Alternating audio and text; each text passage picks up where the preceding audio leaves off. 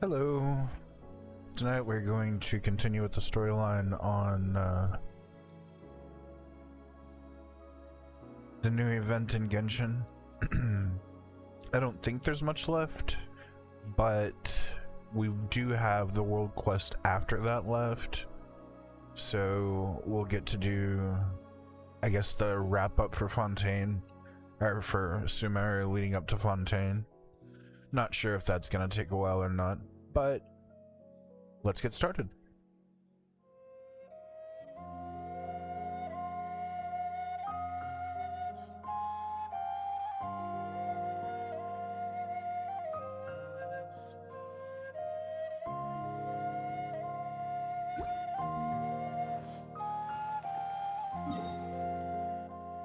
Check out my plants real quick,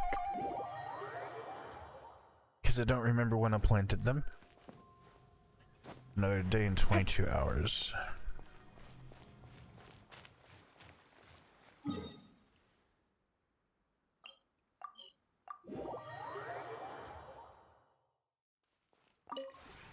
This realm.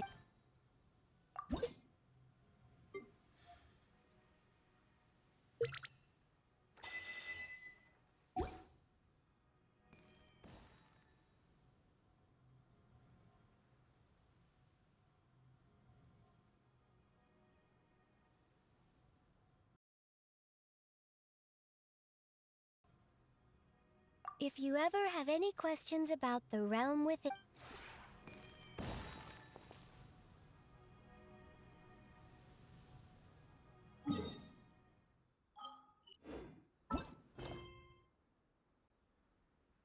You can do the side quest.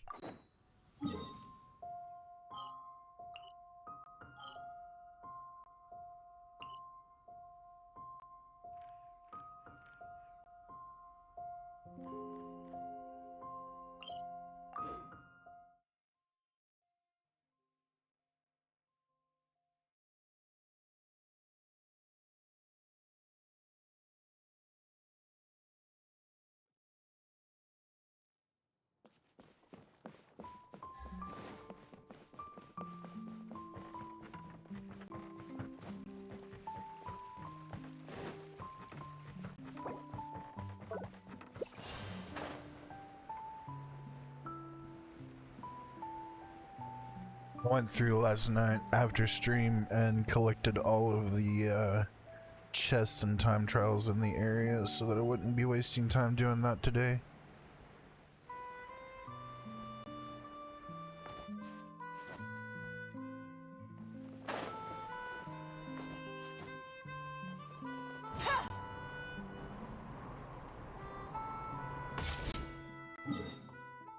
I messed that up.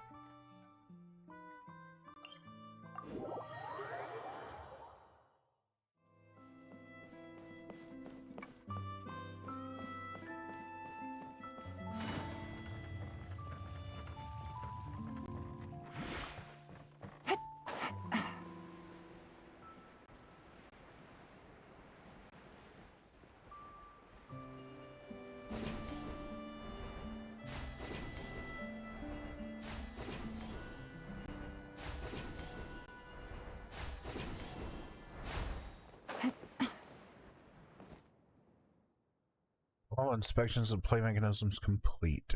Animo particles in position. Hello? Hello? Is everything in place? Those abnormal animo particles, they've been taken care of, right?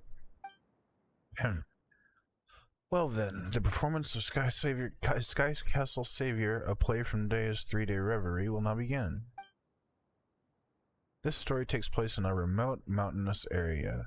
The people living here are constantly facing floods and storms. Their lives are filled with hardship and misery. In order to provide advanced warning of disasters, a group of courageous warriors built an observation post on top of a towering cliff. Over the years, the lookouts on the high cliffs became a unique tribe, known as the Cliff Keepers.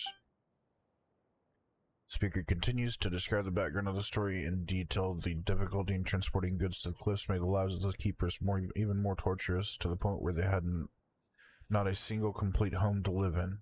The elder of the keepers turned to their miraculous architect, renowned for their expertise. They entrusted the architect with the task of constructing a floating town in the sky. The miraculous architect constructed a remarkable load-bearing structure, providing a solid foundation upon which the town can be built. Next, the architect embedded tens of thousands of specifically designed hot air balloons infused with Anemo particles within the foundation. The unparalleled buoyancy of the balloons effortlessly lifted the entire town to the very summit of the mountain. The miraculous architect firmly anchored the town at a predetermined height, granting the keepers a stable and cozy haven to call home. Yet, as time marched inexorably onward, accidents began to befall the Anemo air balloons. The keepers soon found their town was slowly losing altitude, teetering on the precipice of shattering into pieces on the mountain summit. A great calamity loomed, accompanied by tremors that shook the inhabitants' hearts as well as their homes. Oh, what a heavy start to a story. A floating town in the sky on the verge of falling. Now that's a crisis. Let's take it seriously. Looks like there's another speaker over there. Maybe that's where the play continues. Let's go take a look.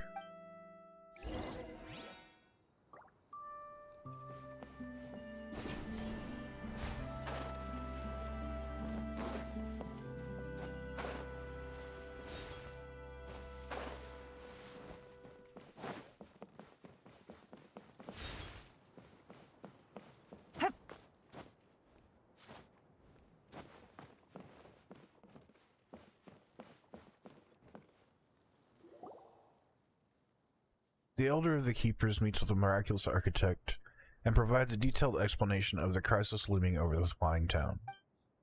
Miraculous architect, as you can see, each day our town continues to descend toward lower in the sky.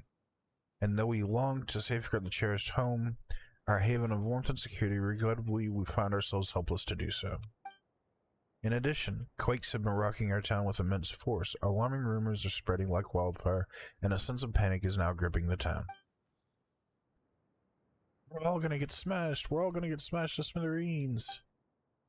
Esteemed Elder, I get that you're worried, and I've been hearing some rumors doubting my project's quality controls. But fret not, I'm here once again to resolve this crisis once and for all, alleviating your fears and dispelling any doubts you may have. I just took a brief tour of the town, and it took a look at the monitoring devices that I had set up in the Foundation.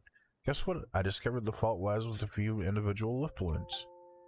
It appears that Anemo particles levels in certain lift balloons have dropped as if they've been intentionally damaged. However, as long as we fix them, we can prevent the town from plummeting from the sky. So to restore the town to its planned altitude, we'll need to increase the lift provided by some balloons and install additional fixed anchor cables. Though I should say, it's going to cost a little extra. You see, in most cases, intentional damage isn't covered by the warranty. No worries, we'll increase the budget to 5 times the initial rate. How's that? 5 times? 5 times? Oh my, so willing to add in a bit extra. That's wonderful. Wait, 5 times? Don't you think that's a bit much? Back when this town was initially constructed, your budget was already several times what other clients paid. I didn't mention this last time, but before, we ran into an exceptionally greedy craftsman. Seeing our resources, he quoted a price over 20 times the market rate. Luckily, we had been thorough in our research and didn't fall for it, but as a result, we have a rough idea of the true construction costs, and your bid has always been far below what would be expected. So you are always loaded? You guys really are. Well, good at keeping a low profile. We live lives of hardship so that everyone below can prosper. Everyone knows it, so they are quite generous. So it is. The neighboring villages have grown wealthy and often send us opulent gifts and donate vast sums. But our tribe has been accustomed to modest living ever since our days on the cliff, and so we save most of it. Do such people really exist in this world? Such humility. Ahem. Regardless, I happen to be a master of cost control. I believe that increasing the rate by 2.5 times is more than sufficient. 5 times is a bit much, don't you think? I must say I'm truly impressed, as one would expect from a distinguished architect who has been dubbed miraculous. Don't want free money? Don't want free money? Idiot. Idiot. Hey now, you're the bird brain. I earn all the more, honestly. When constructing this town, my quote was only slightly higher than the cost of materials and labor. This allowed me to build the finest houses while still having enough money left over to cover my meals for 2 whole months. As for today's maintenance fee, if the fees are enough to cover my travel and lodging costs for a few days, isn't that the best value for you? The elder, who just a moment ago had been moved to tears, suddenly grew annoyed and knocked out the parrot perching on his shoulder. We are truly grateful. The keepers will forever cherish your kindness, and tales of your noble deeds will be passed on from generation to generation. Speaking of which, in our previous encounter, you had hired a Centerbeast caravan, brought hundreds of special storage jars. However, this time around, it seemed you arrived with minimal equipment and without any special preparation. You hit the nail on the head. The primary issue at hand is finding a way to gather sufficient animal particles to restore the lost lift from the balloons. That's no problem. This time we'll handle the animal particles. Collecting them is our specialty. My people are well versed in using animal particles to forecast storms. Let us, the professionals, assist you with this crucial matter. The Elder selects 2 courageous keepers, you who have patiently waited on the sidelines. You have triumphed over gravity and mountain winds, effortlessly navigated the towering terrain. You are the rising stars of the keepers. Mama gets it. It's our time to shine. This time, we're skilled keepers and we just need to fly all over collecting animal particles. That's super easy for us. We've had practice. Very well then, we will entrust this task to you. This may be more exhausting than usual, so we will be sure the rewards are commensurate. Working at heights is no joke. Please be careful. Don't worry, humble elder and honest architect. Leave it to us. You two just fix those balloons while we go fetch the critical particles. Let's go, Surly. Let's hustle and get the job done pronto. Just have to collect enough animal particles so that these keepers can keep their homes.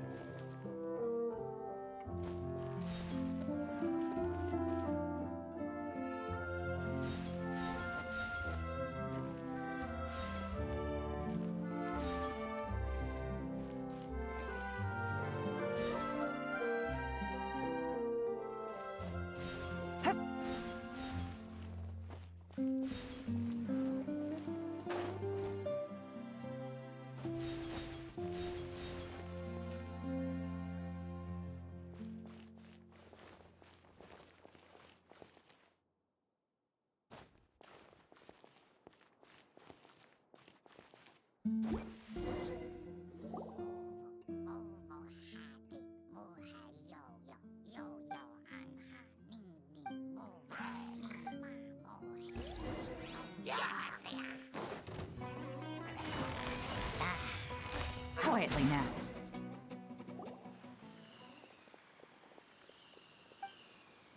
No more sabotage in the future, got it? But something feels off. Have any of you seen those 3 before? Could they be the actors that the Actaholic hired? Where's Engineer? Did Engineer fix the sea monster's mechanisms? Hurry up and get the emergency team to the scene to handle cleanup. Wait, what? I'm still on the air? My bad. I'll turn it off now. Thankfully, the guests were able to handle this sudden emergency themselves. We definitely can't make this mistake again. After overcoming all kinds of challenging trials, pretty much all of the animal particles were successfully collected. The 2 keepers were so focused that they didn't realize more than half a month had passed. The miraculous architect comes through in a big way, swiftly repairing the lift balloons in the town's foundation.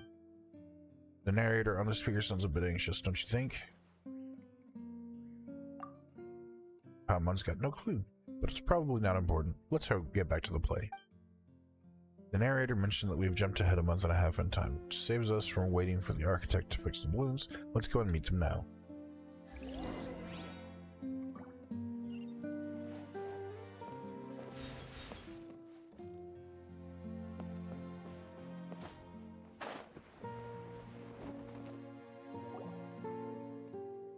Welcome back. Could not have been easy. Please enjoy a hard-earned rest. Bravo! Bravo! You'll look around and notice that the miraculous architect has already repaired all the damaged balloons. Once the anima particles are ready, the disaster will have been completely averted.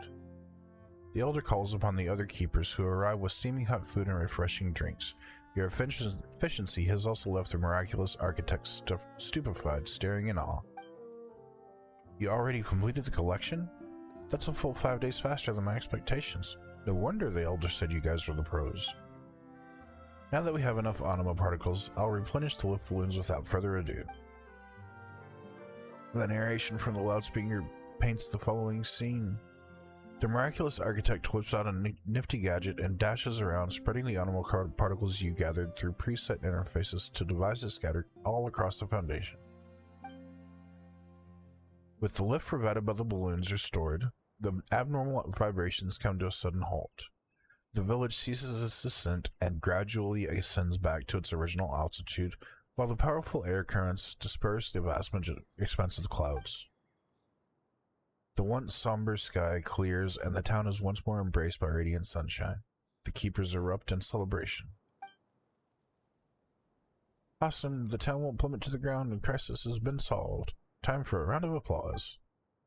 But why are we staring up? It's all in our imagination anyway. We're still in a floating town anyway. What man's neck is for? How about this? When we get the chance, let's find an expert to illustrate the story, or even better, turn it into a film. Paimon has a hunch it's going to be a major hit. As the ground beneath his feet finally stops shaking, the Elder takes a long breath, feeling so moved that he begins to tear up. The town is safe. The town is safe. Fantastic, fantastic. Now we keepers can carry on with our duty. Success. This repair went off without a hitch, and it's definitely worthy of being written into a thesis.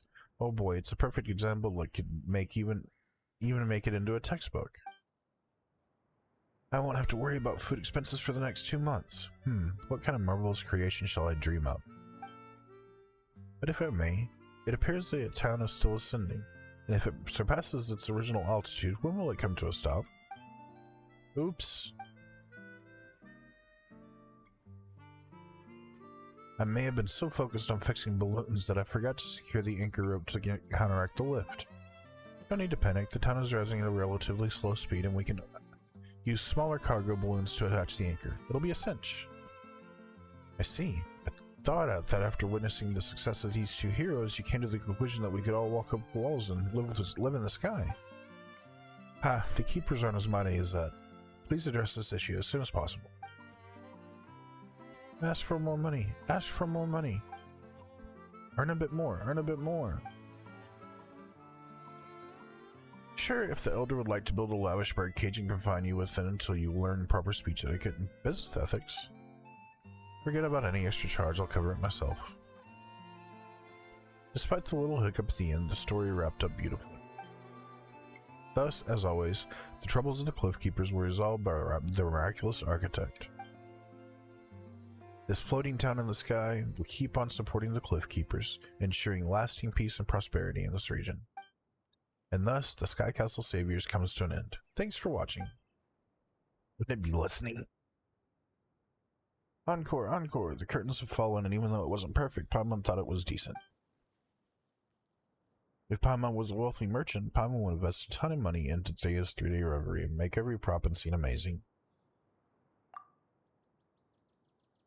Absolutely, Paimon hopes we get the chance to meet the mysterious Deia.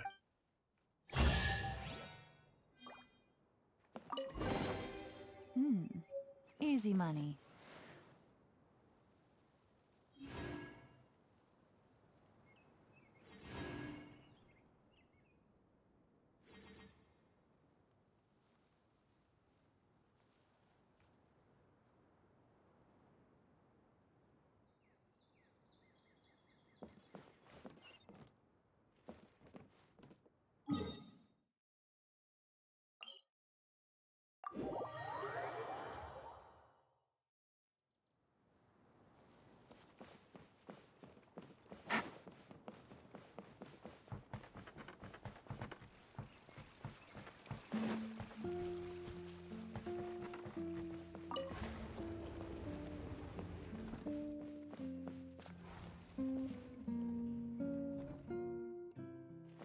here.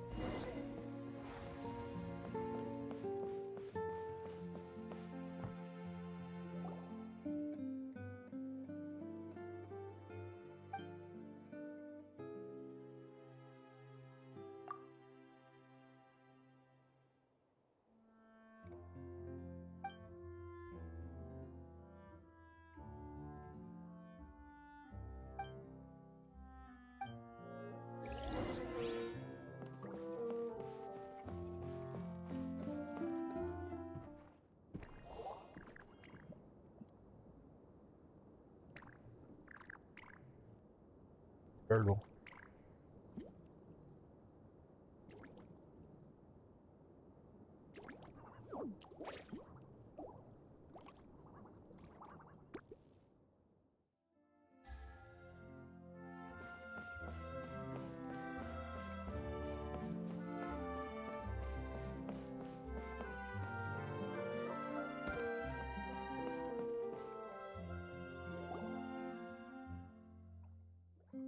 Oh, why are there so many rock droplets here? What are they doing gathered around that giant machine? Someone's confused. What's this machine for, and where's Dia? Welcome to the 3-day reverie. Surely you must be confused by the scene unfolding before your eyes. Then allow us to demonstrate. Come on, loafers, stop napping. Now place 1. Action 2. Let us give thanks to fate, dear travelers, for your wanderings have finally brought you here. Is that water droplet using the announcement speaker to play a recording? It sounds so familiar. Where's Paimon heard it before?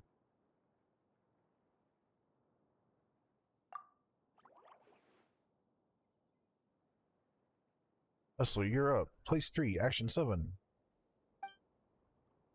The chief mate that appears in front of the new recruits is dressed raggedly, covered in bandages from head to toe.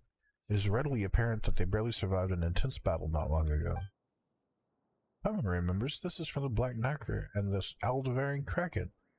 This is the part right after we meet the chief mate. The narration we heard then also played like this. What amazing timing.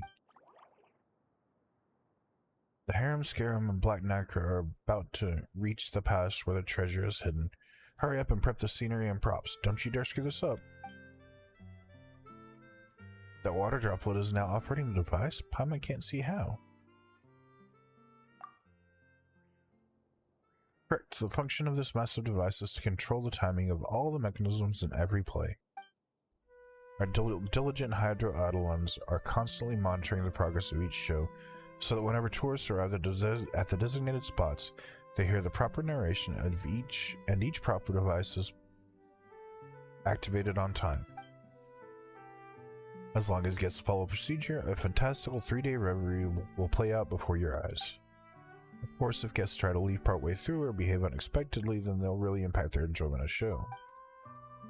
We just don't have enough staff to handle things like that right now. Anyway, I think all the guests will behave themselves, right? That's so amazing. We were having so much fun, we never realized how much was going on behind the scenes. So many props and mechanisms have to be carefully controlled. It must be really hard to pull off these shows. The design is brilliant. So, is this Dia talking to us now? Are you using the Hydro-Eidolons to control the 3-day reverie? Why not just come explain things yourself? Paimon still has so many questions for you. Correct, but there's more to it.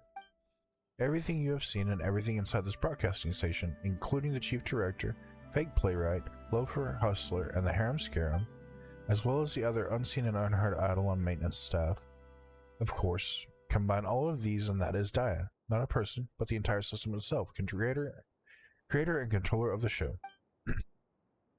Dia is not a person, but a system? Wait a sec, that's overloading Paimon's brain.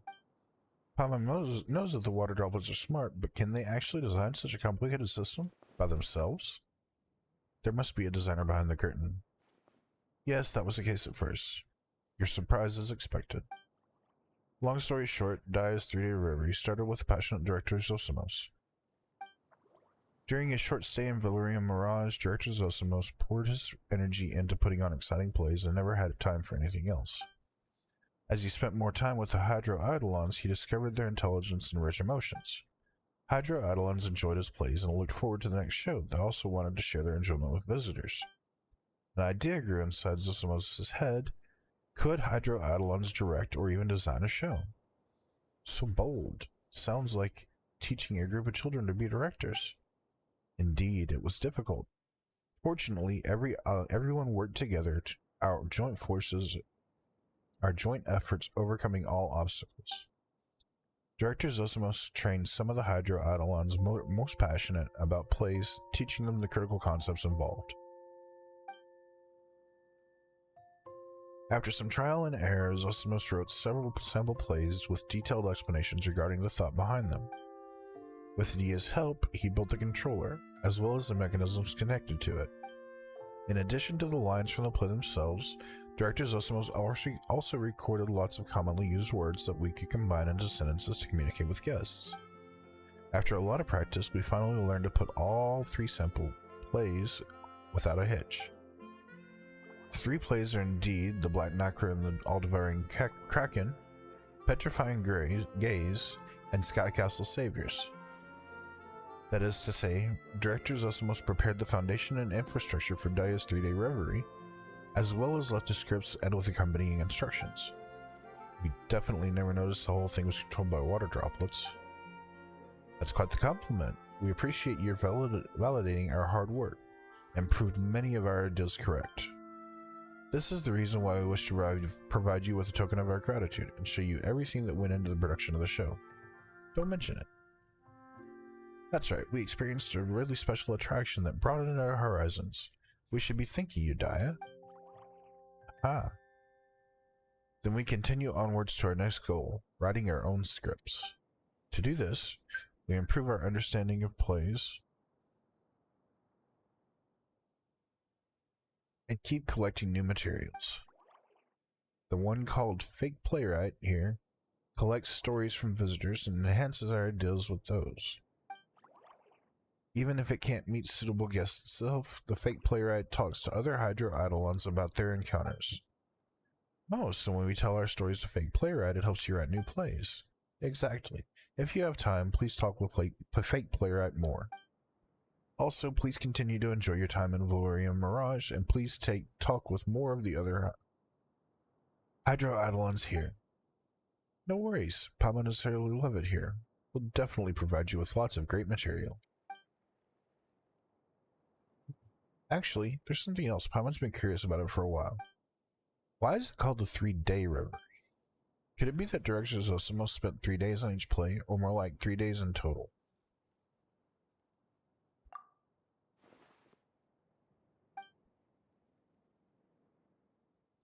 That means Director Zosimos, all of Dea is working so hard on the plays day after day. Nice one. Unfortunately, it's not quite that deep. Actually, the true meaning behind 3 days is, plenty of time left to do it tomorrow. Maybe I'll really be in the zone tomorrow, and if I don't finish it tomorrow, I'm dead meat.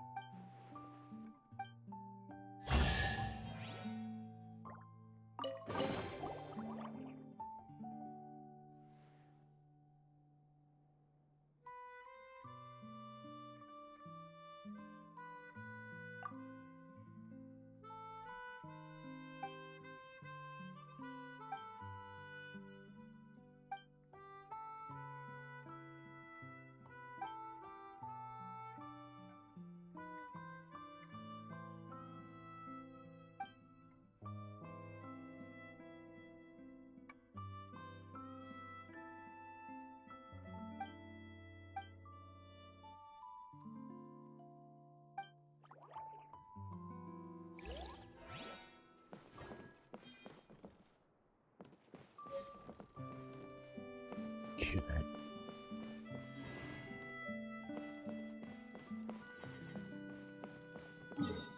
Let's go see what this new mechanism thing is.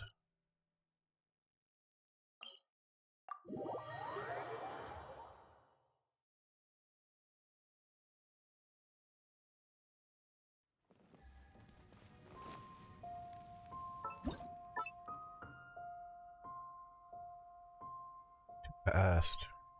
Still too fast. Alright, so is it outdoor furnishing? Nope. Those chairs are nice though. Should make more of them.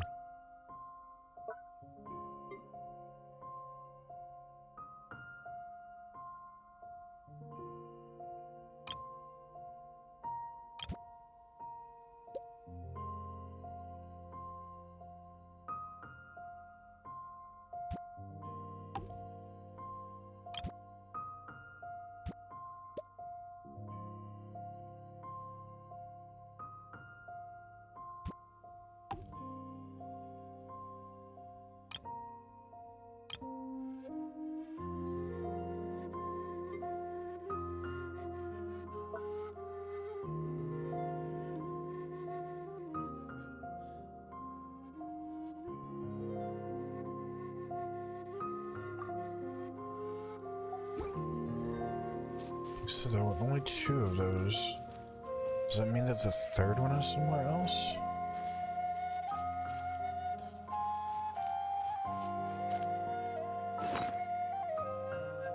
So... Oh, it's blueprint. Okay.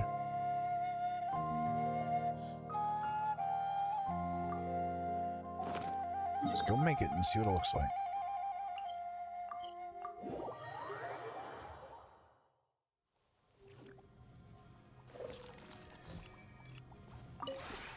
This realm is...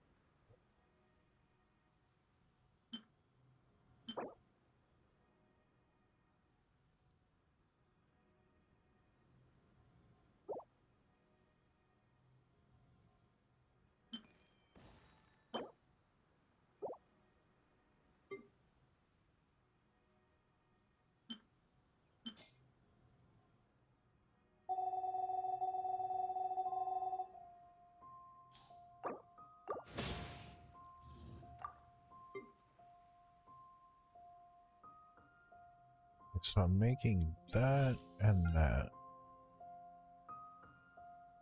Let's make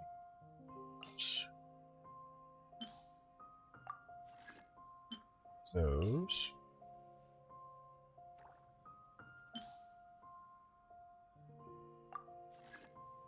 One of those.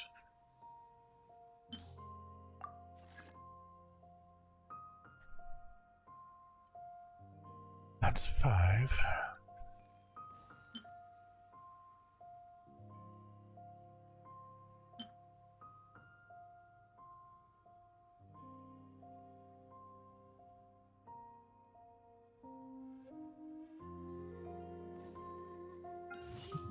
Confusing.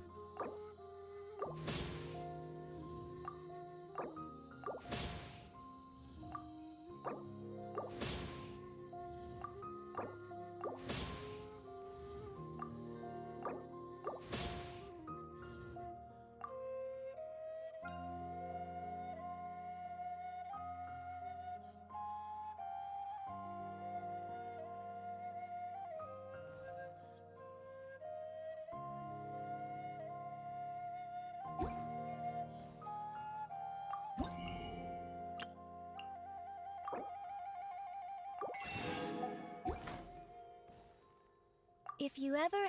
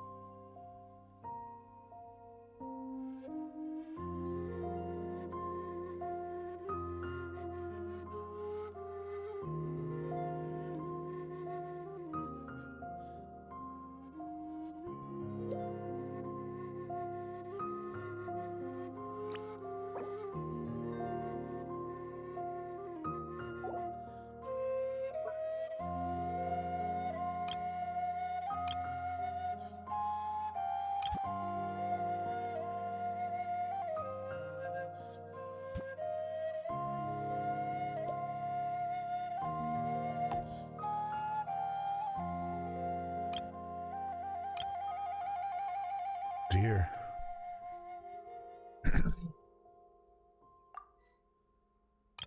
I have no space anywhere now. Oh, I've got space there. Can't sit it on top of anything.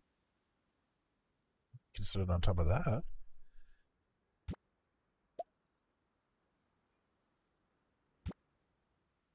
So.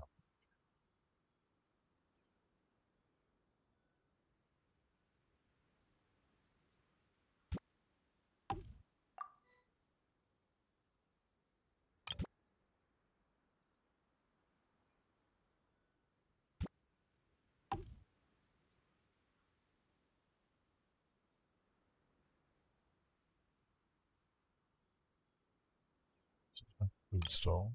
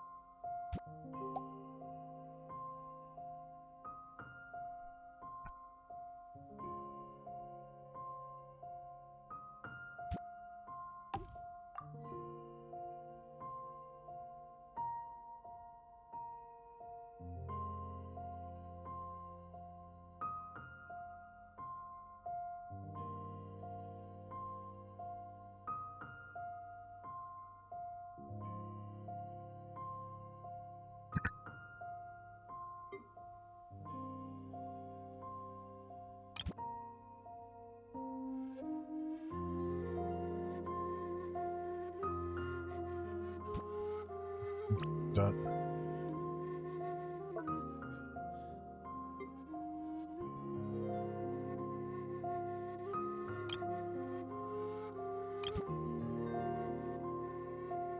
It doesn't look bad.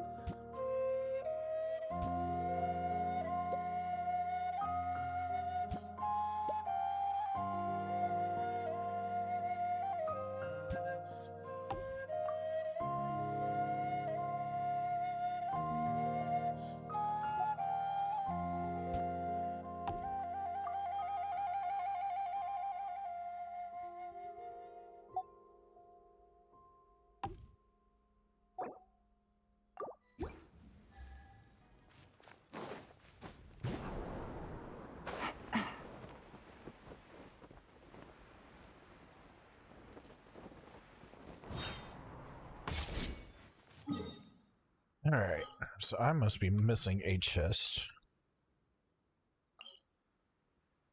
Not missing that.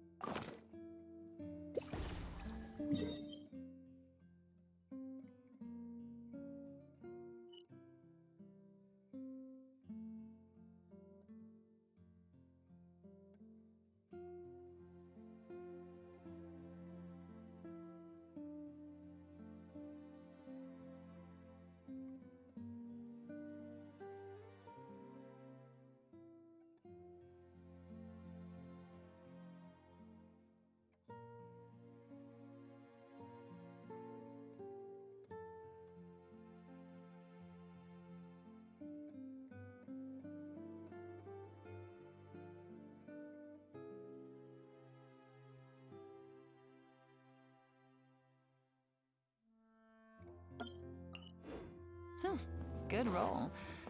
All right, maybe I'll take one more day off and knock out the rest of the work once I'm feeling up to it.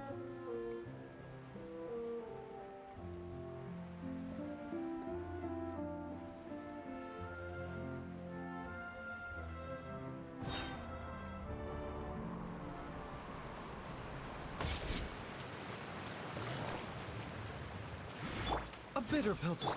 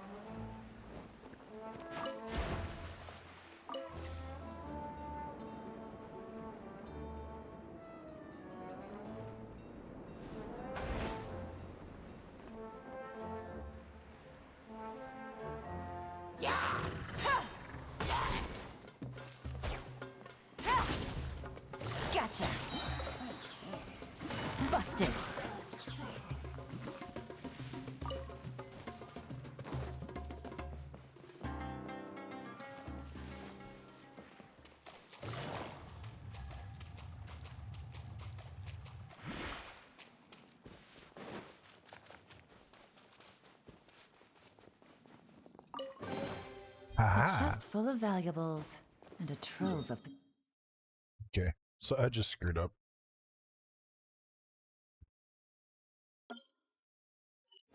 potential clues.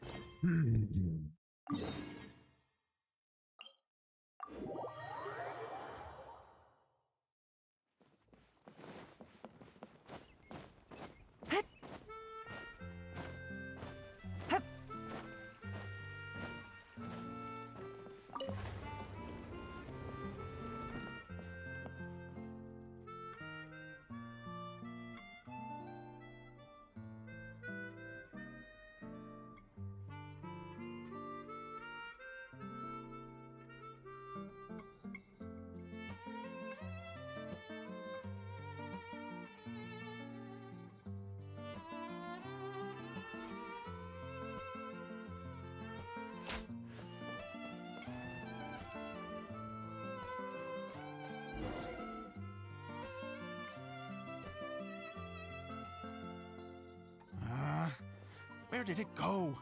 I put it right here.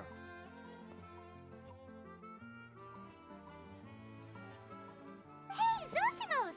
What you up to? Oh, it's you two. Please, come here.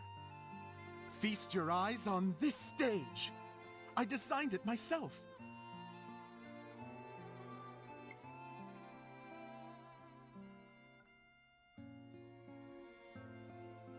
So, directors have to design the stage too? I'm no ordinary director. I take a more holistic approach. Directing, script writing, stage design, I do it all. Sounds like a lot of work. Adia wouldn't be able to handle that kind of job. Edea has her work cut out for her too, you know. She's my one and only member of the audience, though she often criticizes my shows. She has the gall to sit there and criticize you? She just says what she thinks. You don't know how to write, or this is getting ridiculous. I think it's because I use preprints in a way that she feels goes against what they're intended for. But even though she's my harshest critic, she's also been my biggest supporter in a lot of ways. I guess you could say she's like my agent. I'm very grateful to her. I've always dreamed of being a director, but I've never had the chance until I came here. So, what did you do before you came here? Like I said, I dreamed. From a young age, every time I came home after a show, I'd go over the story again and again in my mind. Growing up, my biggest aspiration was to be a director.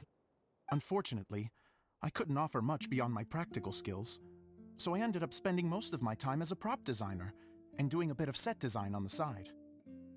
Don't get me wrong, I do love building the set, but nothing satisfies me more than putting on my very own show. No wonder you only wrote director on the sign. Exactly. You're not doing a great job of convincing me that you're not a mind reader. By the way, could I ask you for your help with something? I'm having trouble finding the master script, and I'll need it shortly. The one you only just finished writing? You lost it already? Yeah. After I handed everyone their copies, I held on to my master copy while I was checking on everything around the theater. I must have dropped it somewhere. If it's not here, then it might be in the attic. These are the only two places I've been since I finished writing it. But, I still have some things to do to get the stage ready. Would you two mind having a look for me? No problem, we'll find it.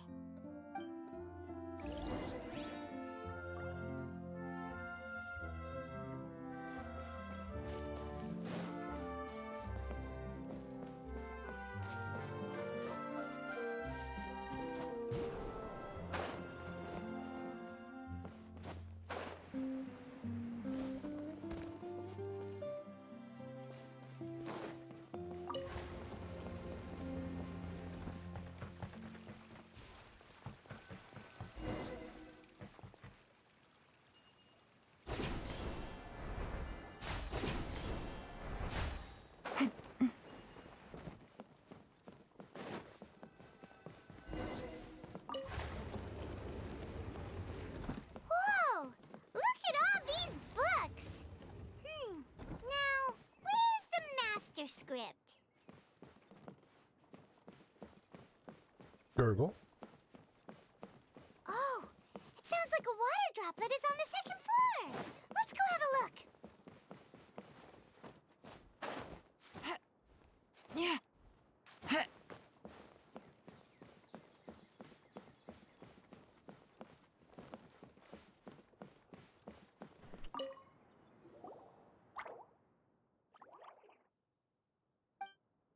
Wow, this is a lot of scripts. Looks like the water droplet has been managing them for the director.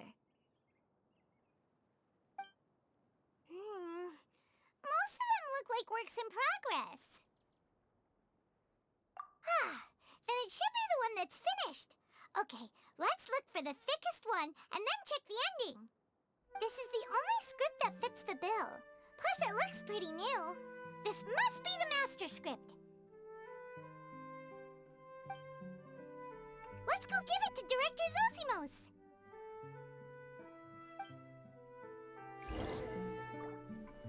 Zosimos, we got your script! Ah, thank you. That's a huge help. I'm running out of time here. There's no way I'll be able to fix everything up perfectly. We may just have to wing it. Anyway, the stage is secondary. The performance is what really matters. Things can always go wrong on stage, but as long as the show goes on, it should be fine. You don't sound very confident in what you're saying. It's true. I realize now that a show is the art of the unknown. Even if you have the same actors performing on the same stage, the performance will be slightly different every time. Those subtle differences are what make each performance special. Okay, one last request. Traveler, you can enter the preprints, yes? The truth is that my sets are composed entirely of preprints. First, I use materials to make the objects. Then I take those objects and turn them into the preprint. Now, of course, preprints are really meant for making objects to furnish the domain. So using objects to create preprints is, strictly speaking, the reverse of what this is intended for. But Edea said that if this is what I really want to do, she's not going to stand in my way. So that's what you meant earlier. Okay, well, what do you need us to do? I'd like the Traveler to go into the preprint set and help move props around during the performance. The reason is, Oh, Paimon gets it now. If you're busy directing, moving the props, and operating all the mechanisms, you never get the chance to watch the show. yes, I know that I'm no master playwright, but still. Even if it really is a half-baked script, with shoddy writing and moments of sheer ridiculousness, I'd still like to see it for myself. Just once. Hard to turn a guy down after a speech like that.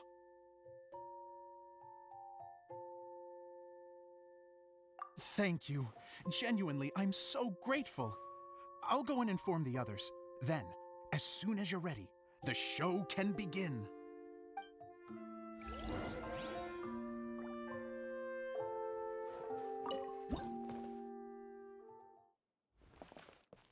Long, long ago, there was a great thief. He lived in a land where the light did not shine, where all suffered in the darkness. People call me? Sorry, Kaya. Directly into the microphone, please. Otherwise your voice'll, you know. Okay. They call me the Dagger Bandit, but no one sees that I rob the rich and give to the poor. Here in the dark, evildoers run rampant in the shadows, while the good, honest folk stumble blindly on, just trying to find a way through.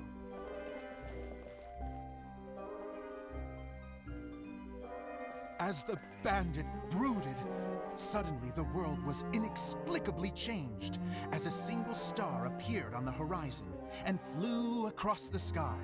Traveler, stomp on that movement mechanism in front of you.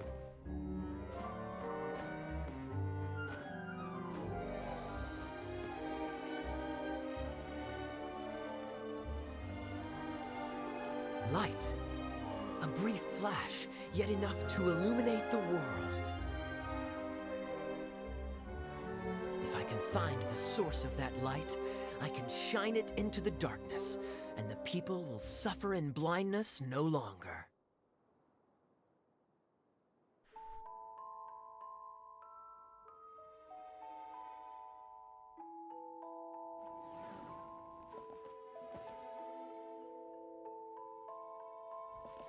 Without a moment to spare, he set off to follow the star's course. All the while, the star kept moving through the sky. Traveler, the star kept moving through the sky.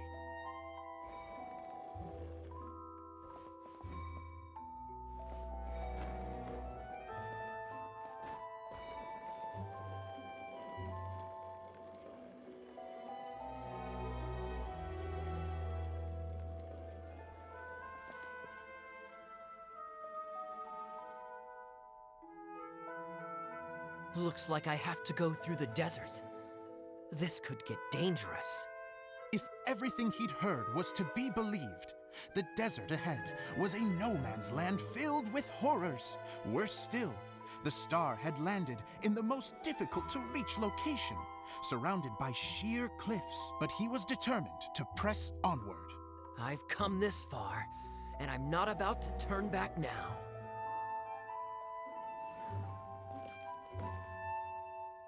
The Dagger Bandit trekked deep into the desert wasteland. Yet when he finally arrived at his destination, he found not a fallen star, but a young girl, dressed in white.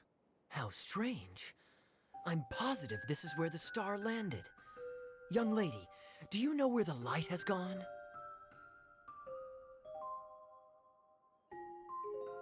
The girl replied, Traveler from afar, the light you seek is only a bottled flame. But the flame has now died, and its light is long gone. A bottled flame? Yes, it was a gift from another. And so, the girl began to tell the story of how the bottle came into her possession. The girl hailed from a kingdom that sat atop the waterfalls. But when the reigning dynasty fell and a new one seized power, she and her people fled for their lives. A thick fog began to fill the air as she made her way through the forest, and dense thickets tried to block her path. There is a mechanism down there that you can press to retract the thicket board below the stage.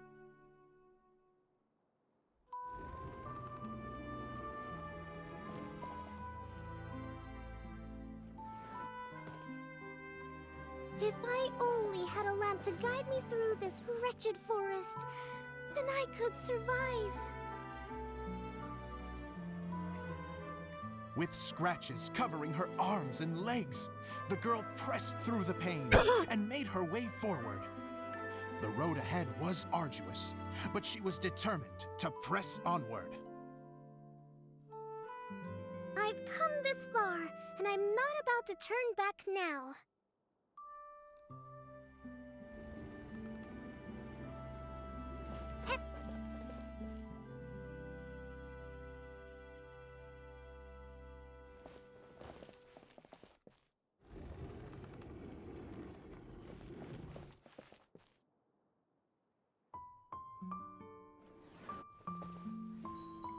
But just as she was drawing near her destination, a huge stretch of thorns and brambles suddenly came into view.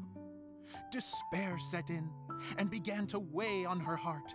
If only someone could help me, I would give anything in return. The girl's heartfelt wish in her moment of desperation did not go unheard. Wait! There's no mechanism for the final thicket! Ugh, I must have forgotten to check those boards. According to the story, those thickets should be gone from the stage now, right? Yes, total oversight on my part. Ugh, what a pain. I can help! Traveler, catch!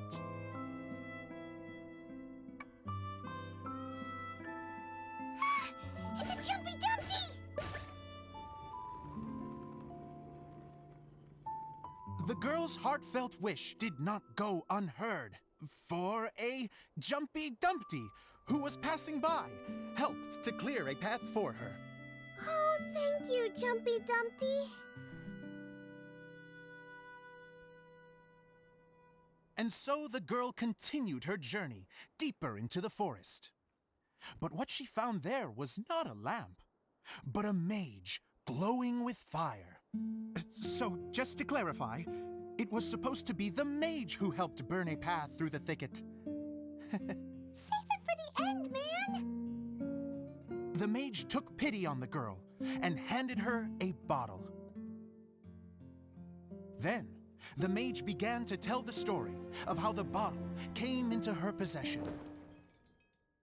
The fiery mage had an adventurous spirit and enjoyed taking long journeys. On one such journey, while taking rest in an oasis, she found a beautiful bottle by a crescent-shaped lake. Klee, quick, get in the light. She was an extraordinary mage with the power to grant people their wishes. She turned the bottle into a thing of equally extraordinary power. But the only place that it could make wishes come true was inside of the bottle. Oh me, oh my, look at this wonderful bottle of mine. It could make a fine toy. But better still, a sojourner's home. The fiery mage blew into the bottle, allowing it to grant one single wish outside its glass walls. Oh, am I supposed to blow into it? Wow, it lit up. A flame was kindled within the bottle, and it began to glow a fiery red, just like the mage herself.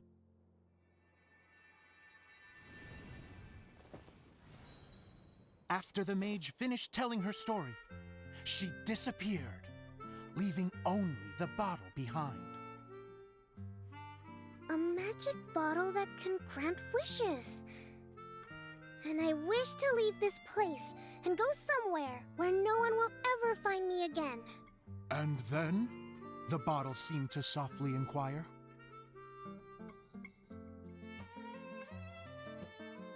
I don't know. The flame in the bottle faded as the girl's single wish was granted, and she found herself in the middle of the desert, far away, where no one could ever find her.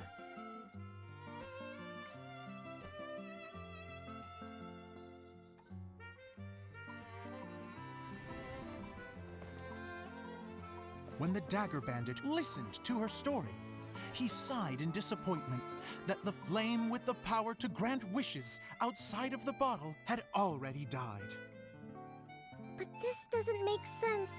If it truly granted my wish, then nobody should have been able to find me here. Maybe they shouldn't. The desert is difficult and dangerous to navigate, but I was determined to make it, no matter what. Then take this bottle with you for your trouble.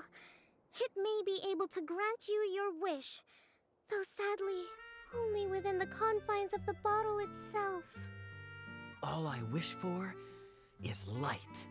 Honoring the bandit's request, the girl wished for light inside the bottle, and sure enough, it lit up. They found that while the light was only generated within, it could nonetheless shine through the glass and reach anywhere in the outside world. Even though it doesn't burn as brilliantly as the light that shone before, this is still an extraordinary light. What will you do after I take the bottle? I don't know. Well, then maybe you should come back with me.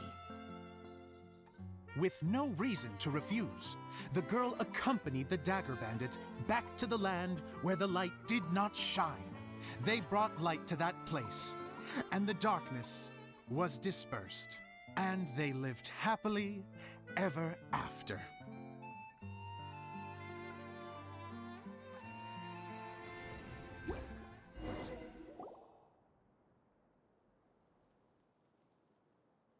And we're done! Seems the show went pretty well.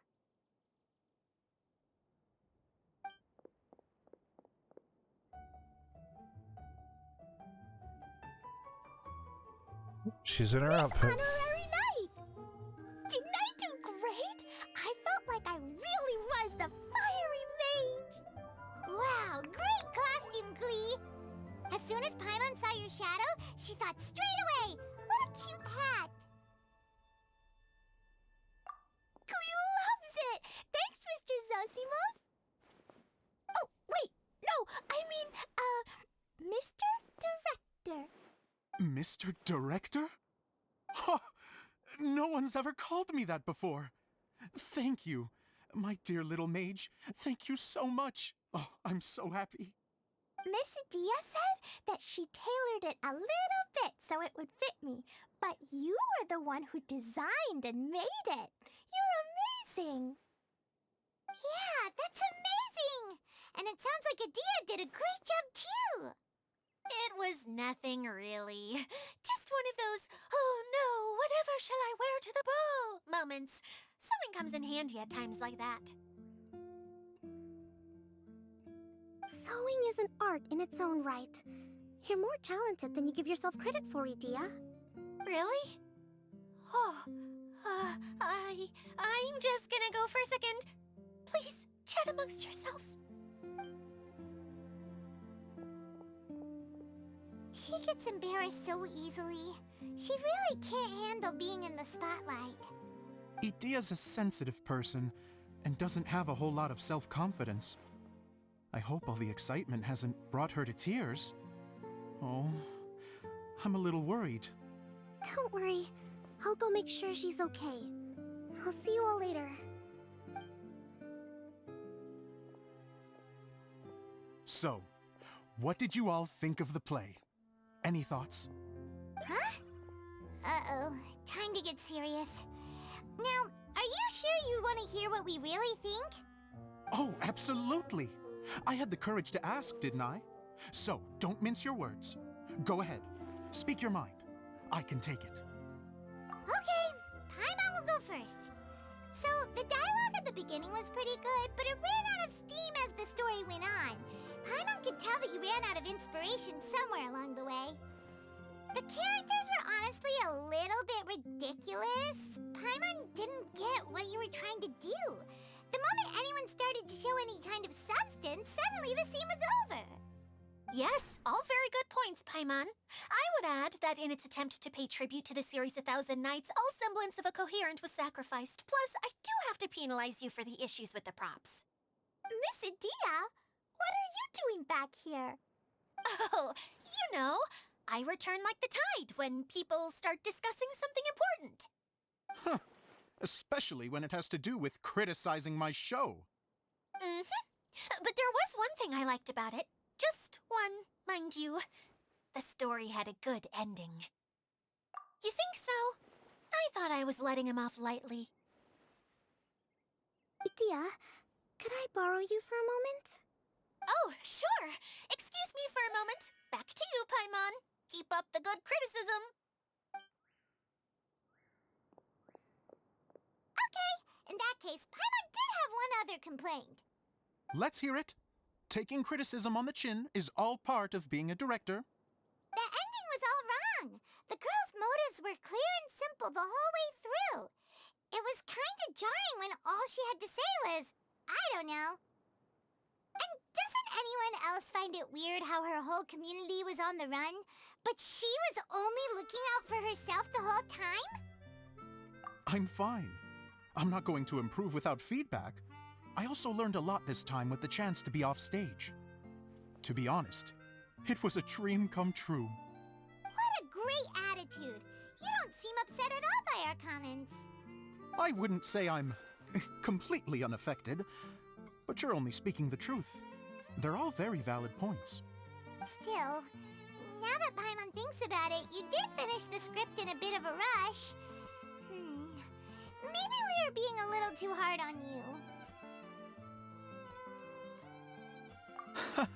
That's perfectly fine. Nothing is as important to me as my work on the stage. We all use our imaginations when we're kids, right? I used to play with dolls and my own cardboard cutouts by the light of an oil lamp.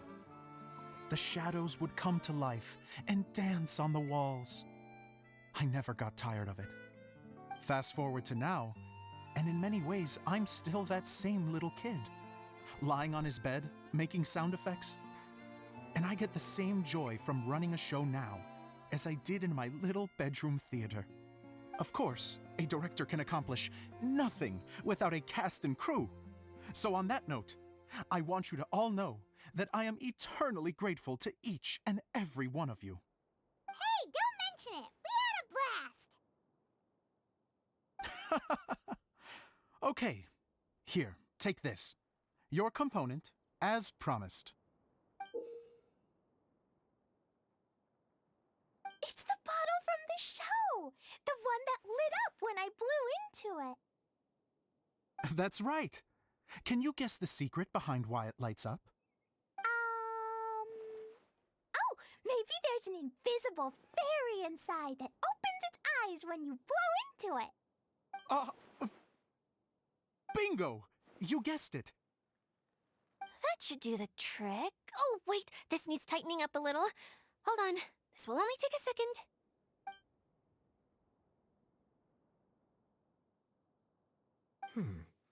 This outfit's more fashionable than I imagined. Excuse me, everyone. Do you have a moment? Especially you, Zosimos. Idia wants to do a little something for you.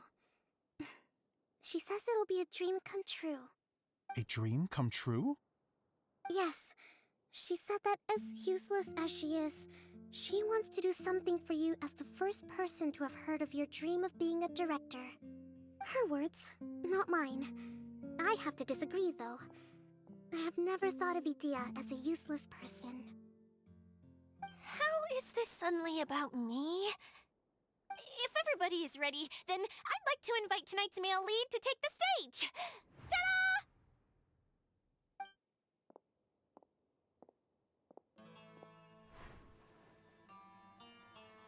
Wow! Cool! Kaya's turned into the real Dagger Bandit! How is me changing outfits supposed to make the director's day? It's just a prototype costume. Is he that easy to please? Don't be silly. If I know our director, nothing will make him happier than to see his ideas brought to life by the right actor. Well, then I'm happy to oblige. Who am I to argue with the star of the show? Zosimos drew up countless designs and made a few prototypes before landing on this one. It just needed some tailoring to fit properly, so I made a few stitches here and there. I hope the result isn't a disappointment. Oh, it's perfect. Idia, I'm... Oh, I'm so touched. Thank you all. You've made me happier than I ever thought I could be.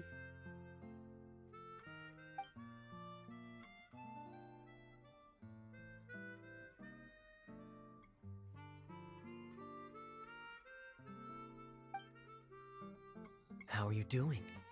Recovered? Oh, I'm good. Thank you again, Idia. Oh, please, don't mention it. Well, now that we have the final component, it's time to say goodbye for now. Let's head to the core of the Valuria Mirage and get this place fixed up. Can I keep wearing my costume? Please do, by all means.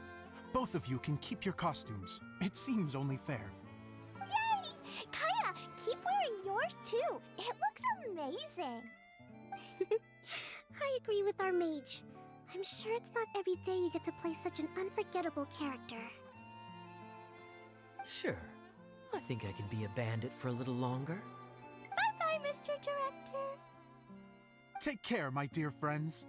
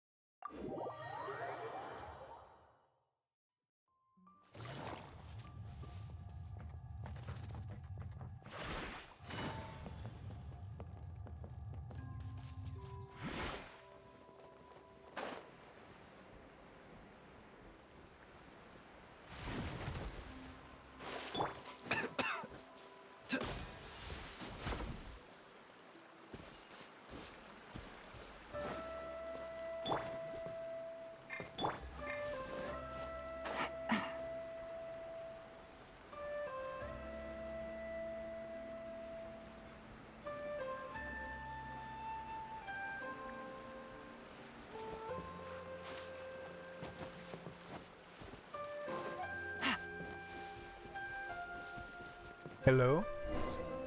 Hello. Hi. Oh, Eula and Kale! You got back before us!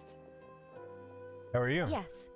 Idea had the water droplet send us a message just as the show was coming to an end, so we came back here to wait for you. How is Lissig doing? He finished all the maintenance work, but it took a lot out of him. He's now fast asleep in his room. Oh, I feel a little guilty. Consider it his atonement.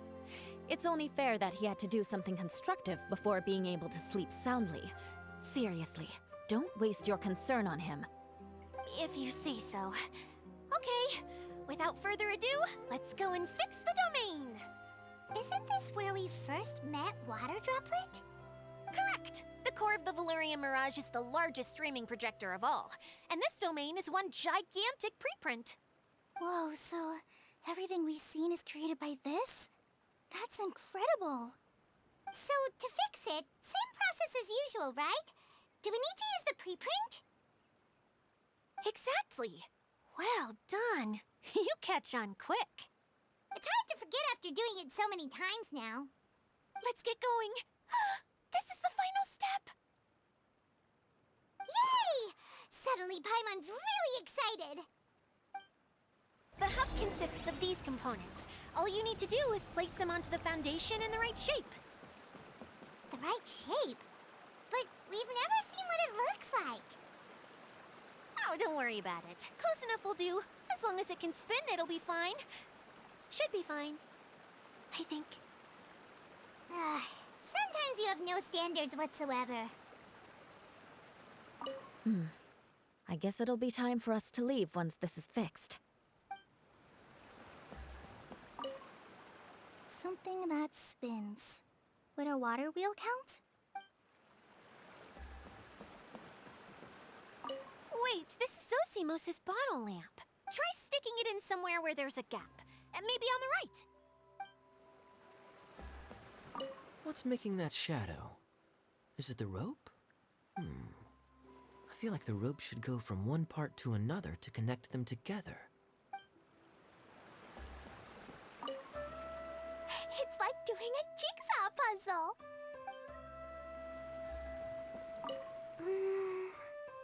If I remember correctly, I think there's supposed to be a small cog on the right-hand side. So maybe that's the candy box.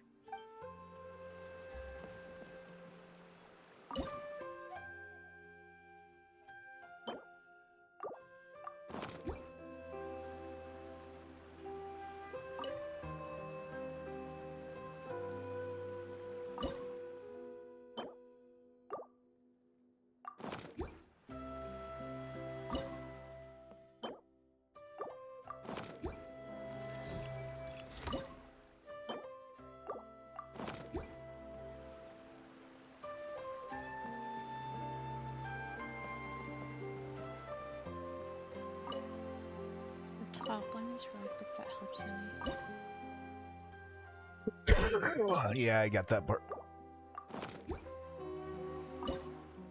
That was only one component wrong. I got a new lip. But thank you. It! But why isn't it turning? The components are back in the core, and the hub is restored to its proper shape again. That's all we needed to do. Like any wound, it just needs time to heal. It'll probably just start turning again one day in the middle of the night when no one's looking. Really? I thought that with your special abilities, you could get it turning again right away. What? Huh? All of us are dying to see it. Not just how the domain looks when it's fixed, but also Idea. In her element. I want to see Idea using her magic powers too! I bet they're super awesome! What are you guys talking about? And how is Klean on this but Paimon isn't? They're referring to our mascot's true form. As I've said all along, there's much more to Idea than she gives herself credit for. She has a very special power. Though, I think some of us have sensed that already. Did you notice right away, General? I only found out when I was chatting with Eula. So our general was the first to notice. It seems like she's more perceptive than she lets on. I'd say the same about you, Kaya. What the? All of you? No? I mean, I wasn't trying to hide anything from you, I promise. It's just, for people who stumble upon this place by accident, I think my current form is more approachable than my true one. I don't want people to get scared when they see me. What? What is it? And whatever it is, how the heck does everyone know about it? Well, for one thing, I sensed elemental energy in the residents here, but none of them have visions. Then my mind started to wander as I was reading a storybook, and suddenly, I had a thought. Since hydro-idolins can change into any form, why not human form? You hit the nail on the head. All right, in that case, please allow me to introduce myself once more.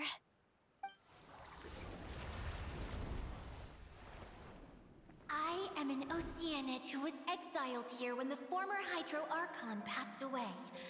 My name is Adia. Wow, Adia! You're so pretty! Now that I'm in my true form, I suddenly feel a little embarrassed talking to you all. You look stunning. You should be flaunting this look at every opportunity. Oh, come on. I'm too shy. Wait, so does this mean that all the people we met in here are actually... I'm guessing that the human counterparts to these Hydro alter egos are long gone.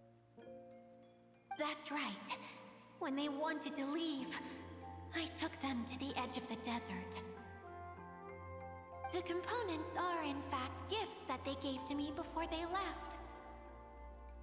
But I'm always curious about what brings people here, so I used the streaming projector to bring their wishes to life. The power to grant wishes, but only within the confines of the bottle. Exactly. It's a truly extraordinary light. I've just realized something. When the components fell from the core, it appeared as if they had returned to their respective owners. But actually, it was after the components landed where they did that their owners and the things associated with them arose around them to form the different zones. So now that the components have been retrieved, does that mean that all those things are gone? Don't worry, they'll be quite safe. As long as I remember them, they'll never disappear. However much we might criticize each other or get into scuffles, in this mirage, they will always be my friends. I had so much fun in the choo-choo cart and hanging out with Mr. Director. I'll never forget them either. Me neither. I'll always remember my adventures in this fantasy land. Very good. But it's probably time I set this wheel in motion. This one's all yours, Adia, our magical mascot. Please work!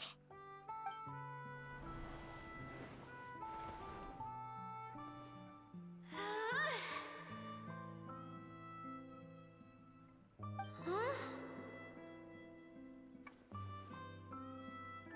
Huh? That's strange. Nothing happened. Has it lost some power because of the incident? Oh, crumbs! Not now!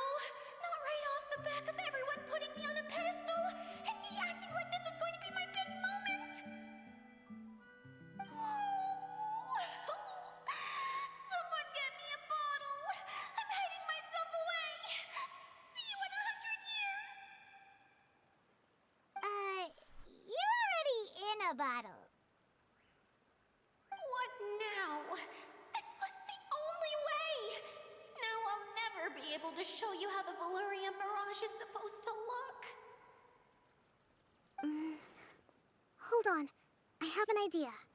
Yes, General Sangonomiya? I'm all ears! If it's okay with you, Would you let me borrow the Shinro casket from the domain's core? Ah, the Shinro casket. That sounds familiar. 1 second. Here! Is this it? Wow! A huge shell! It's the relic that Kokomi mentioned earlier! So this is where it's been hiding! It was once a ritual vessel used for making offerings in the Moon Shrine. It's made from the remains of a yokai called the Shinkiro, and it can listen to the wishes of those who come to pray to build up Shinki, which gives it its power. Several centuries ago, the relic was lost when the last prefect of Yashiori died in battle. Its final resting place was unknown. The pearl that goes with it should be able to sense the casket's location. But when, unbeknownst to anyone at the time, the casket disappeared inside the core of the Valyria Mirage, the pearl's light died out. Huh? How come? Well, imagine it was a sound instead of light. If the room is too big, you can't hear anything from outside the door, can you?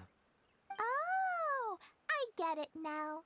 The shell must have been having too much fun one day and got locked in the solitary confinement room. I understand now, too. The core has been wearing out recently. That's why you were able to follow the pearl all the way here.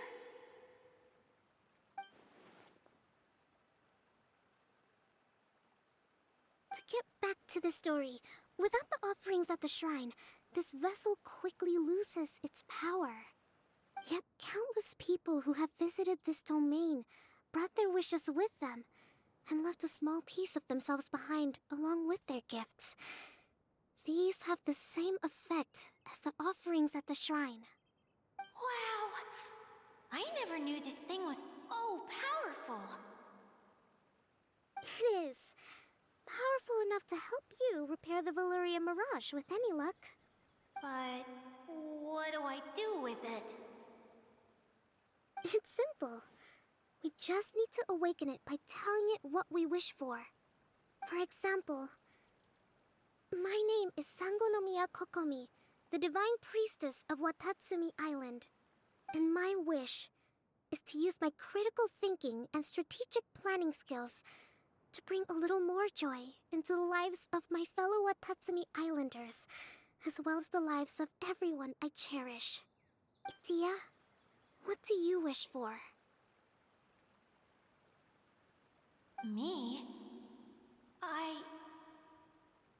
My wish is that all those who have sojourned to the Valyria Mirage in the past will achieve what they truly wish for. Not just in this domain, but out there, too. Even though I know full well that trying to build a railway in the outside world is just a pipe dream, and that Maimuna will probably just go back to being a scholar. And I know that Zosimos has a lot of improving to do as a playwright. It's going to be tough for him back in Fontaine. Chasing your dreams is hard work. Despite all of that, I still hope that somehow, someday, they will achieve their dreams.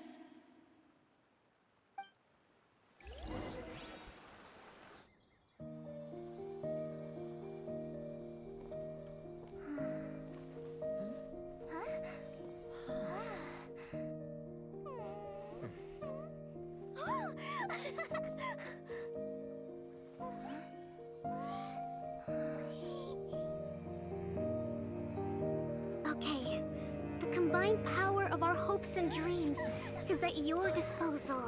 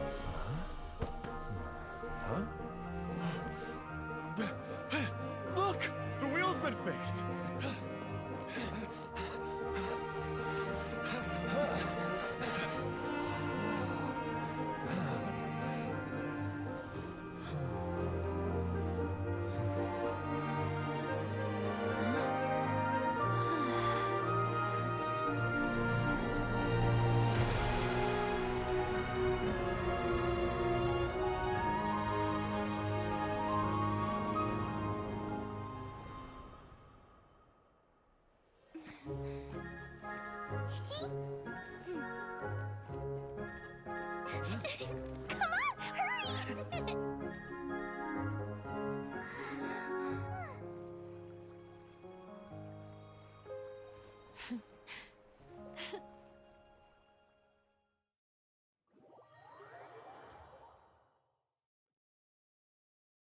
Yay! Idia, you're back to normal!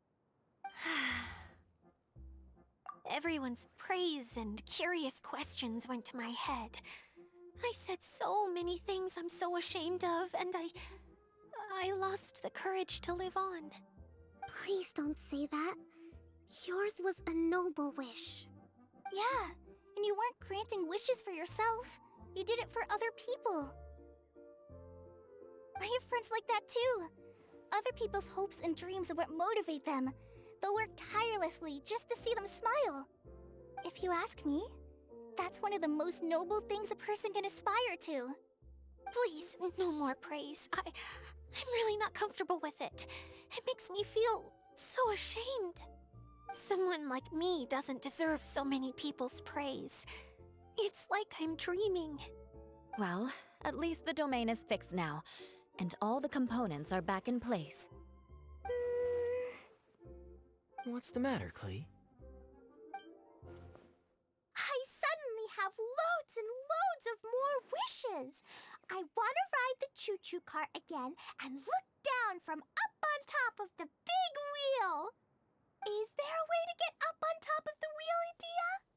There is a way, but there's only space for a very few people. That's okay. I can go up by myself.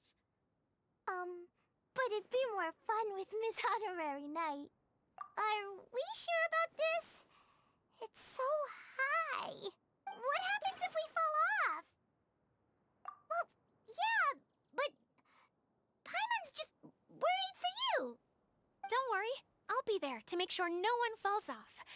I haven't been up there in a long time myself.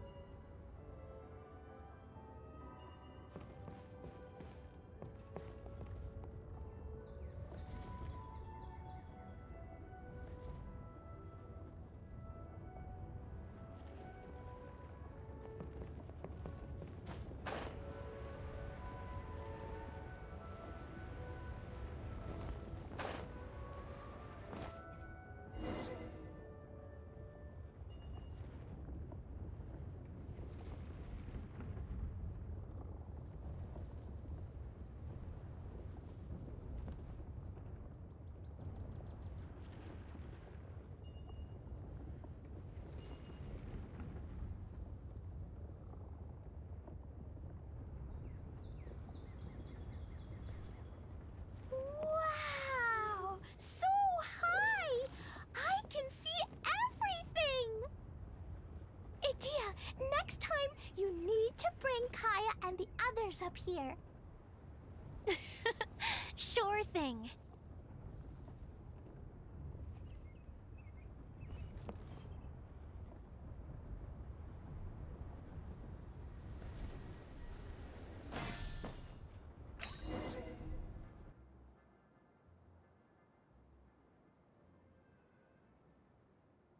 Whenever people have to leave this domain, I like to come up here and spend some time alone after I've seen them out. They're always overjoyed when they first arrive and start bringing their imaginations to life. But once they realize that they can't take anything home with them, they get upset. Some of them can't bear to leave. Others regret ever setting foot in this place. Do you ever get sad, Idia? I feel lonely at times, but not sad. A lot of people destroy everything they created before leaving, but some don't, like the residents you met. Before they left, they asked me to make replicas of themselves using hydroidolons. Then they tasked these replicas with maintaining everything they built here, as if this was their way of keeping their dreams alive. That's beautiful. Yeah, I don't know how they're faring in the outside world, but just the thought that one day they might achieve their dreams and live on the outside just as their counterparts do in here, that's enough to make me happy. It feels like I'm here waiting for them in the future, where they've achieved everything they wanted. Really? I just think that every dream, every wish, is like a flame in a bottle. Whether someone is still working towards their dream or living it already, as long as whenever they think back to that spark of light within them, it still makes them smile fondly. That's all it takes. Well, I feel super happy right now. Then I guess I finally paid Alice back after all these years. Funny to think I've been in the middle of a desert this whole time. It's just a giant muddy swamp to me. Time for Paimon to give you a nickname! Mud Fairy! Watch out for Idea the Mud Fairy! How dare you mock me!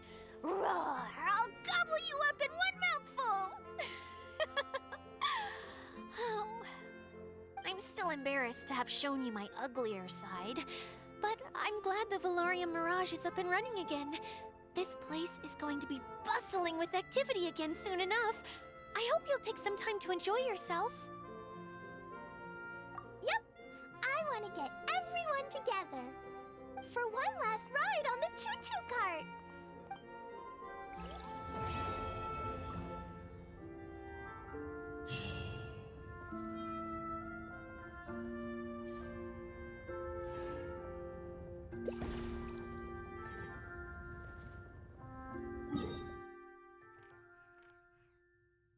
I guess I'm done with the event.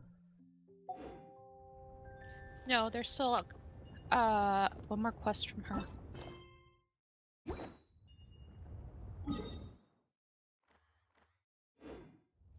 Go back into town. Like, teleport away and then teleport in.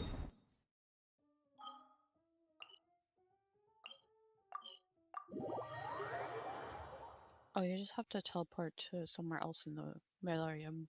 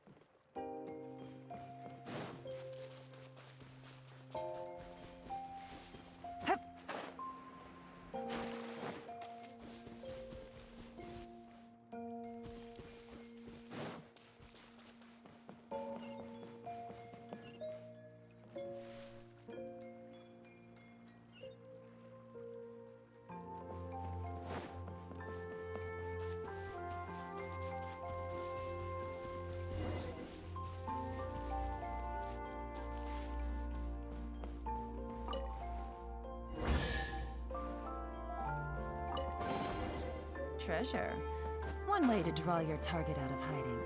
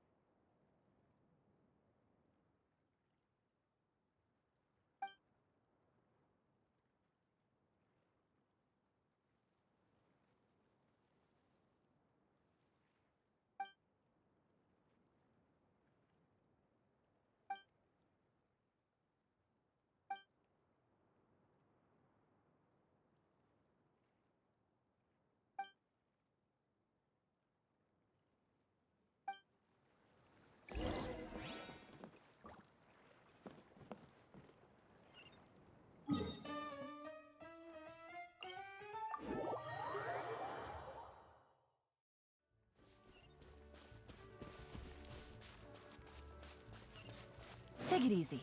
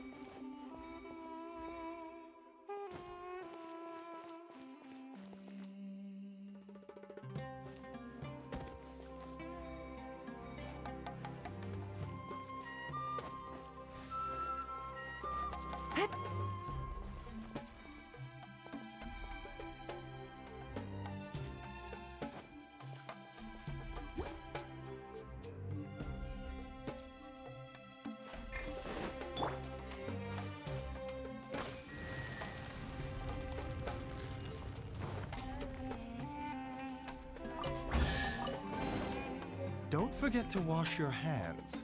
Goodness.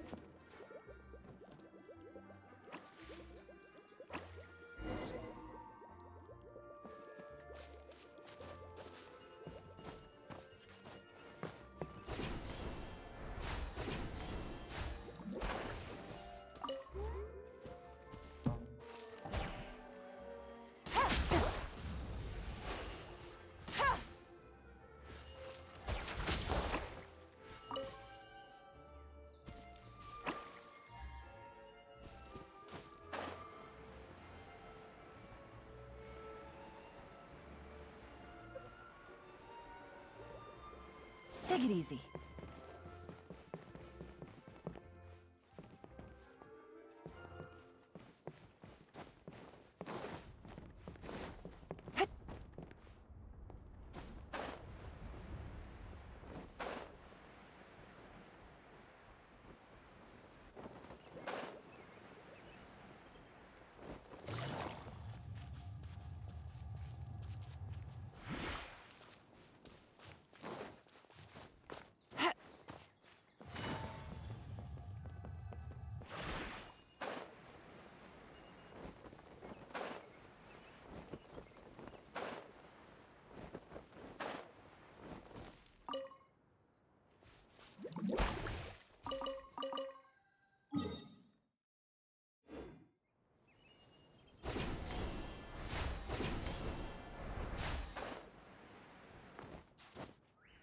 Yeah.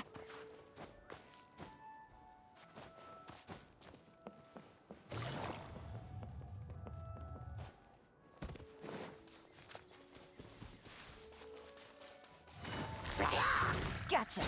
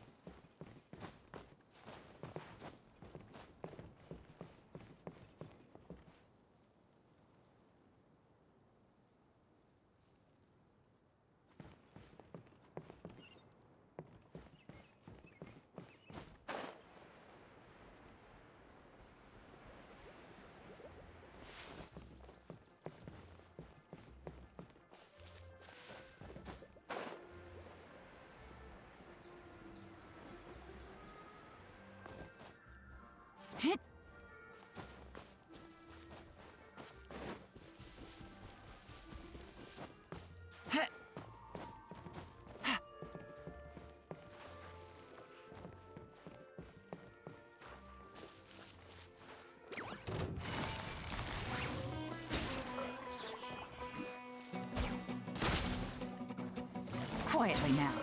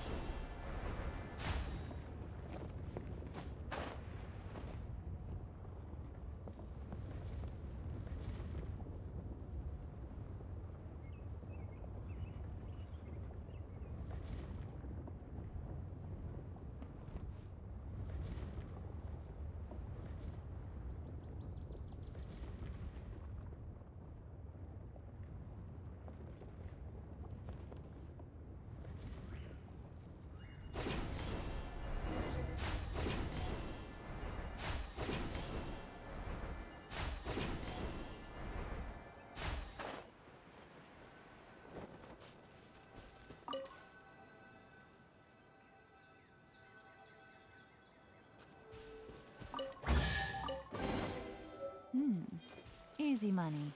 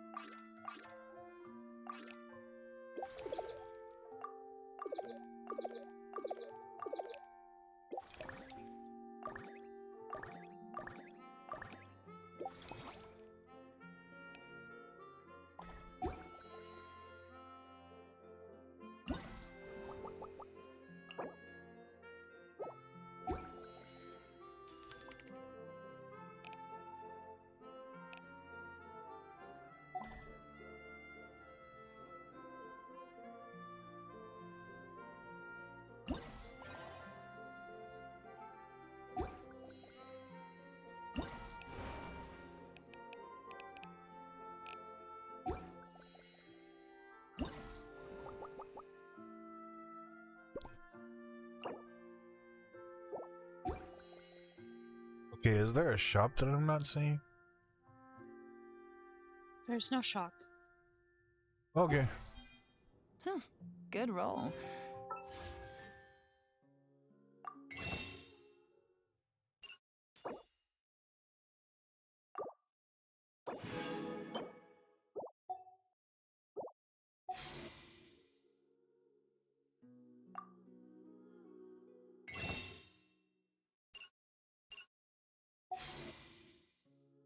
Right.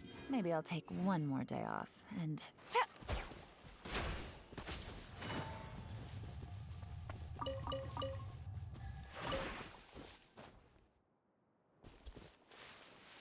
Alright. Do you want to come get mushrooms or fungus? No, I'm not right now. I'm working. Okay.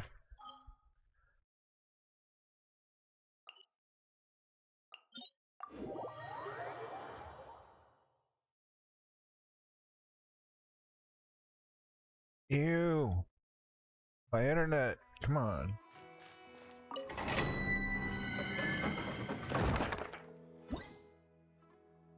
Is that better? Yeah, that's better.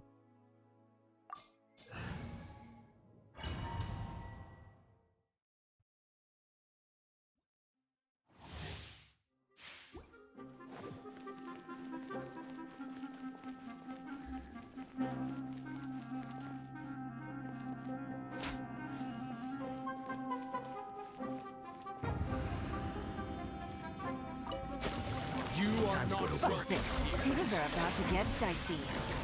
Gotcha.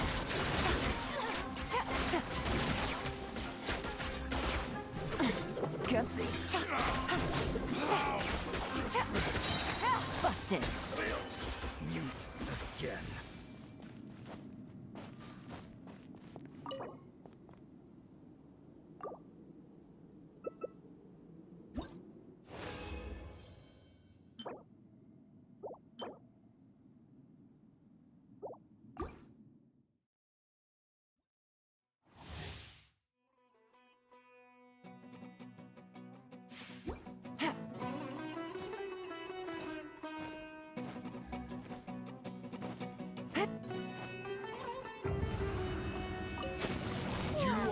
Gotcha. Game's up. Fun's over. Busted.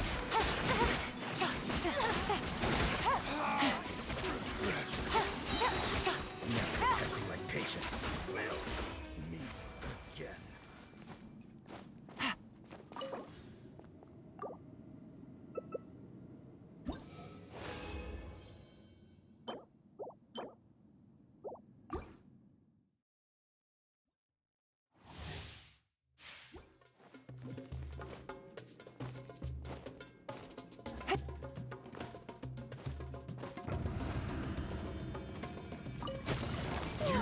Quietly now.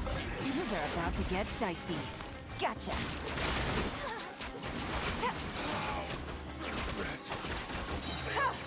Meet again.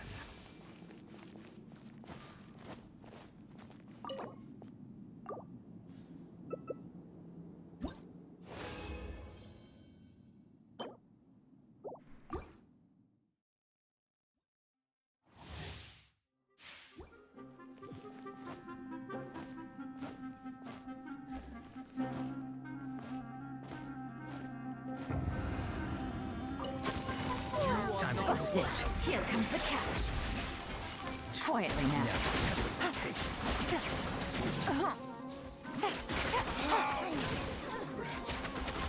Take it easy. We'll meet again.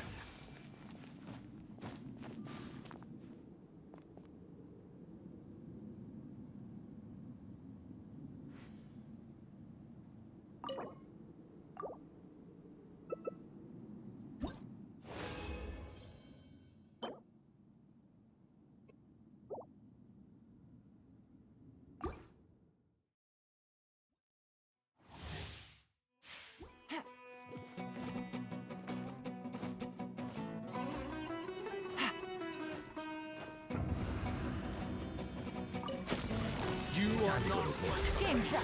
Fun's over. Busted. Take it easy. Gotcha. We'll meet again.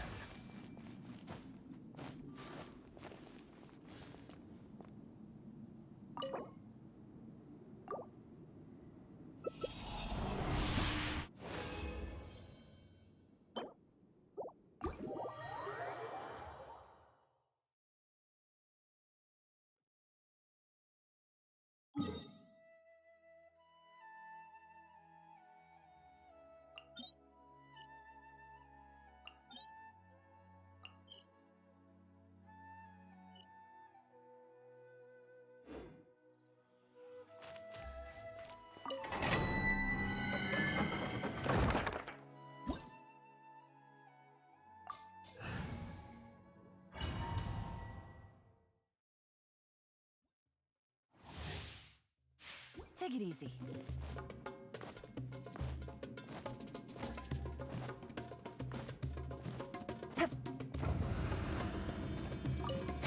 You are not one. Things are about to get dicey. Now you're testing my patience.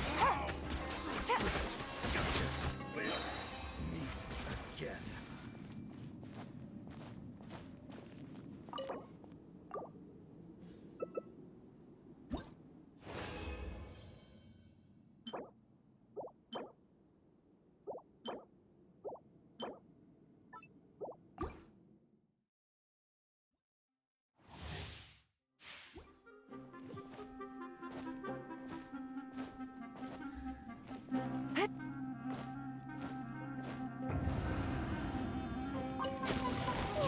Quietly now. Here comes the catch.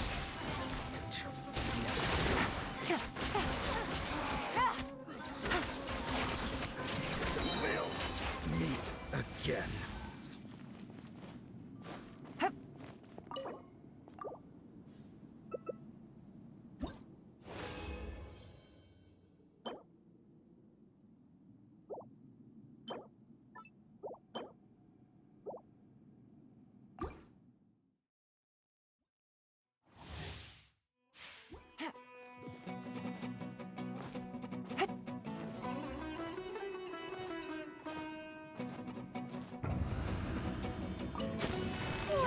Busted. Game's up. Fun's over. Quietly now.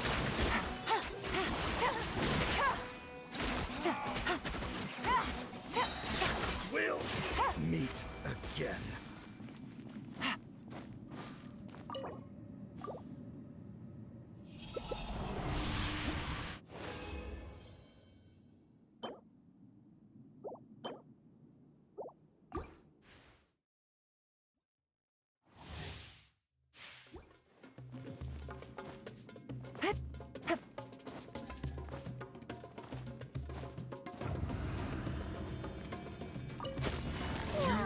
Busted.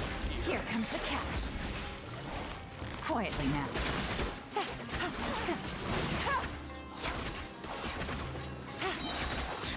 Now I'm testing my patience. Again.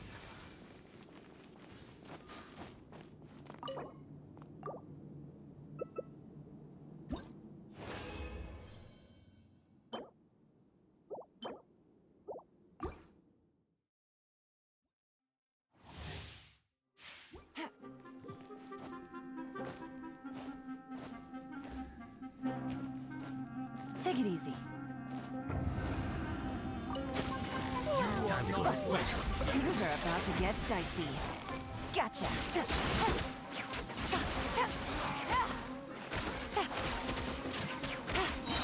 We'll meet again.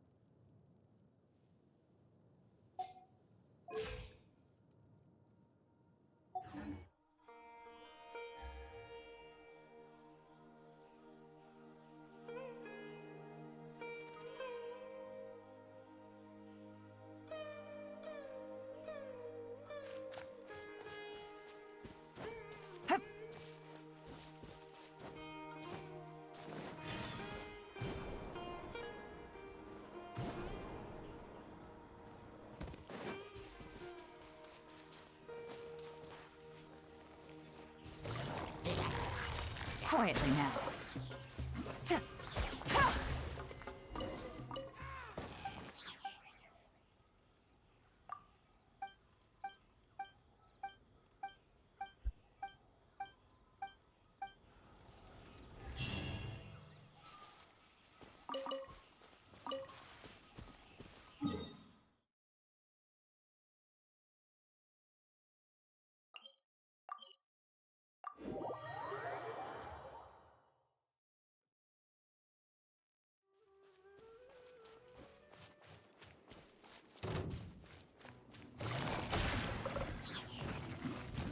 Mind the side effects. Animal test 6308. Stand clear. Busted. Here comes the catch. Quietly now.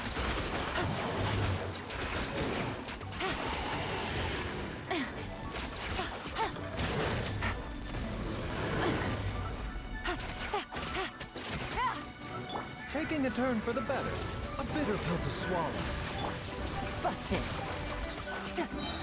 Game's up. Fun's over.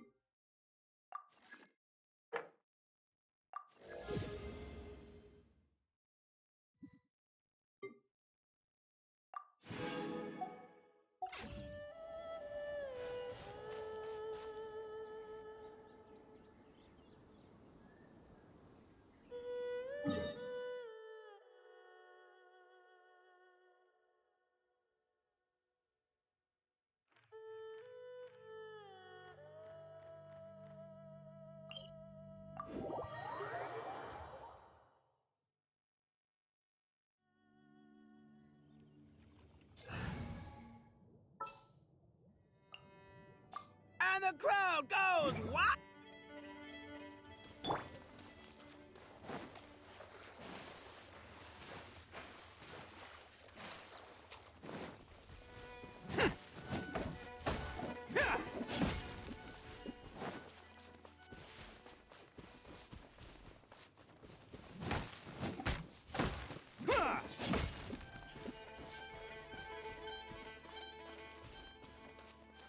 Do have resin to spend if you want to come help me. Okay. It's an icky dungeon.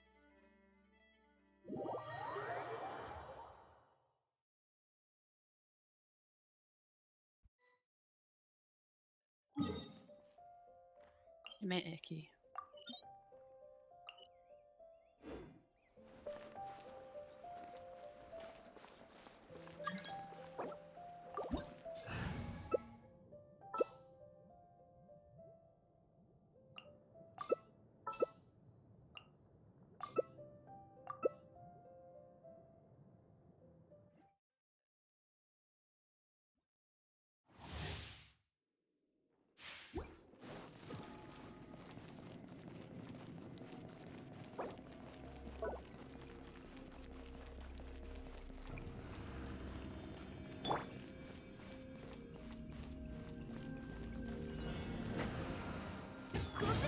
Stabilize.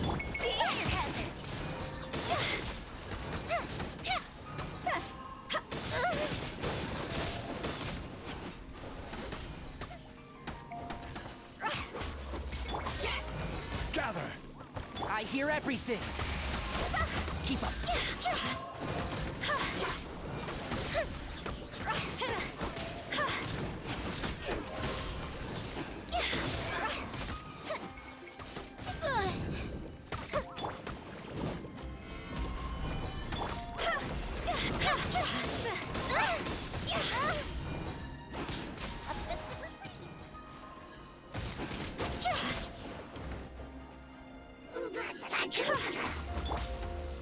Stabilize! I will have order!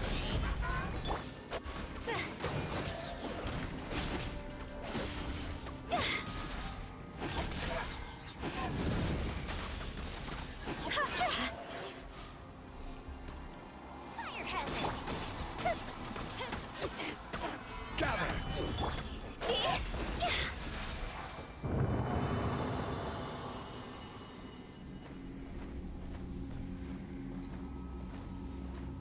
Are you gonna die over there?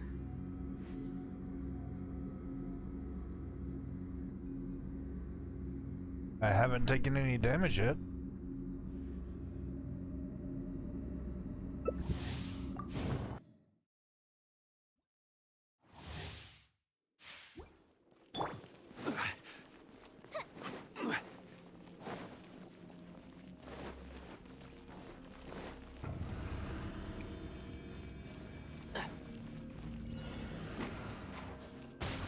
Solidify!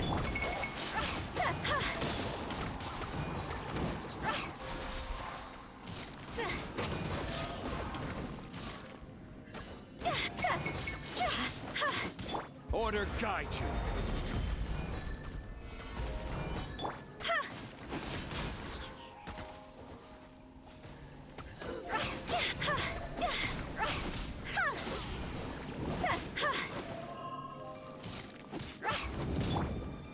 Gather!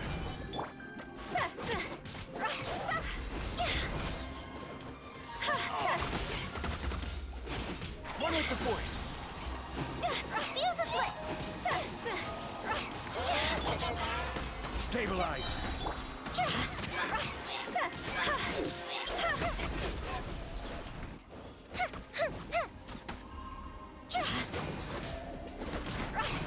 Cross over! Gather!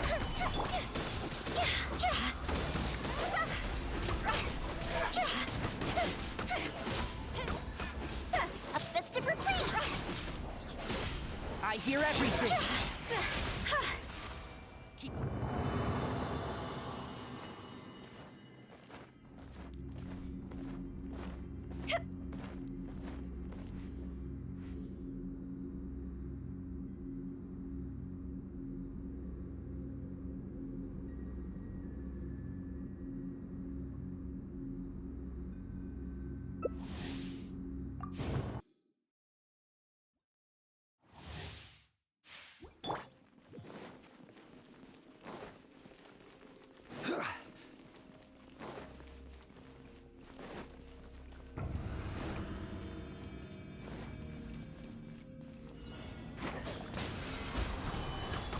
I will have order!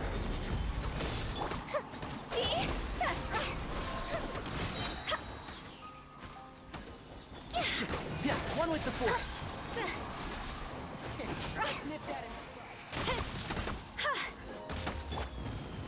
Solidify!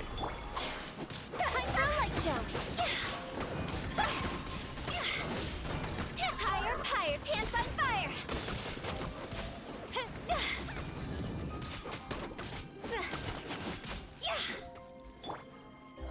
This is order!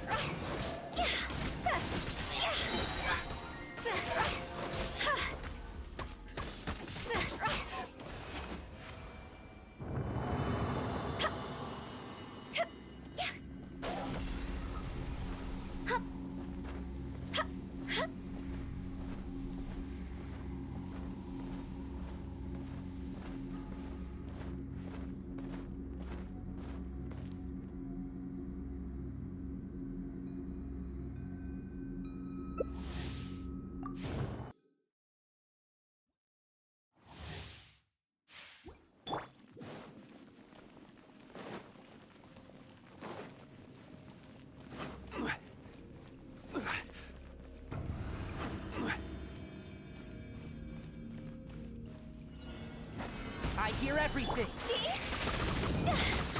Cross over! Go Bishop Doom! Fire hazard!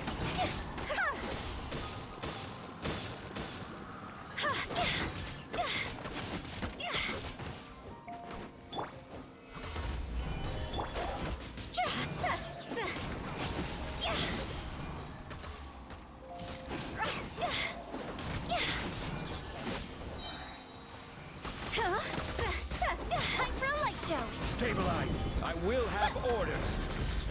I come to help.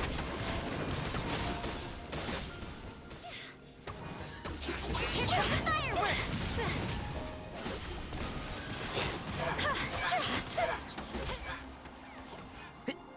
I hear everything. Solidify. Feel the sledge.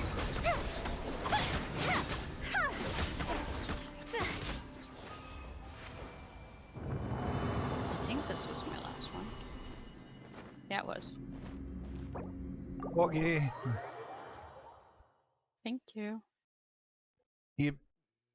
Real men don't carry umbrellas. Oh boy, wow, it's really starting to pick up. Quick, come on, get yours out. Come on, go, quick.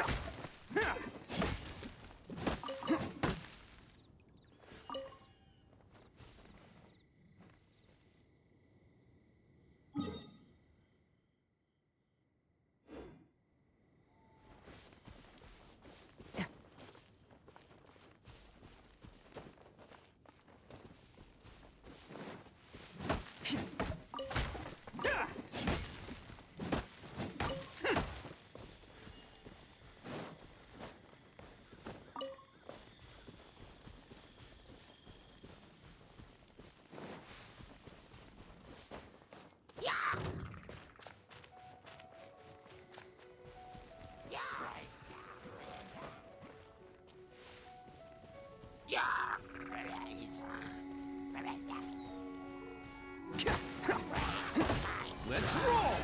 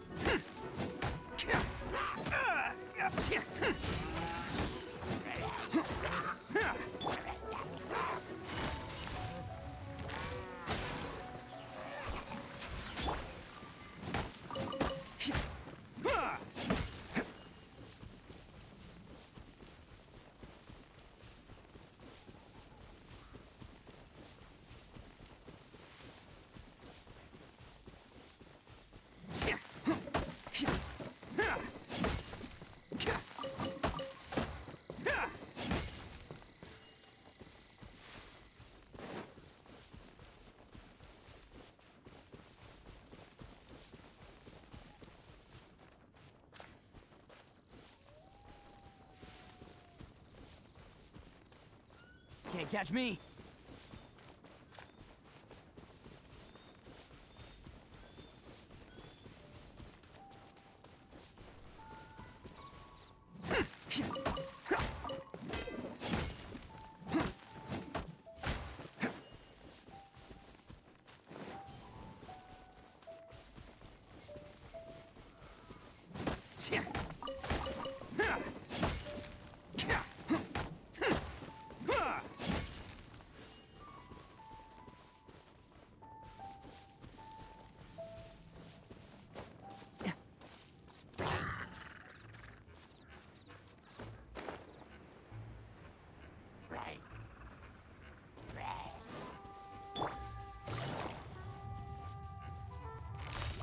Quietly now.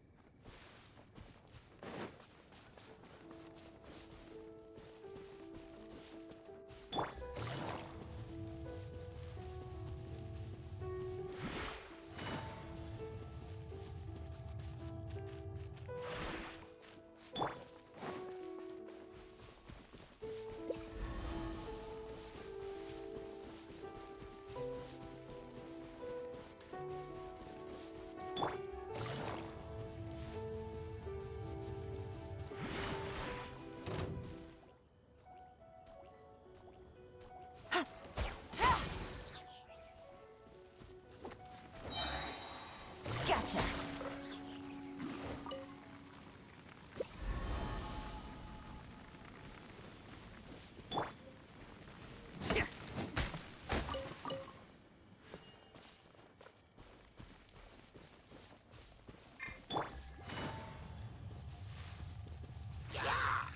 Quietly now. Here comes the catch.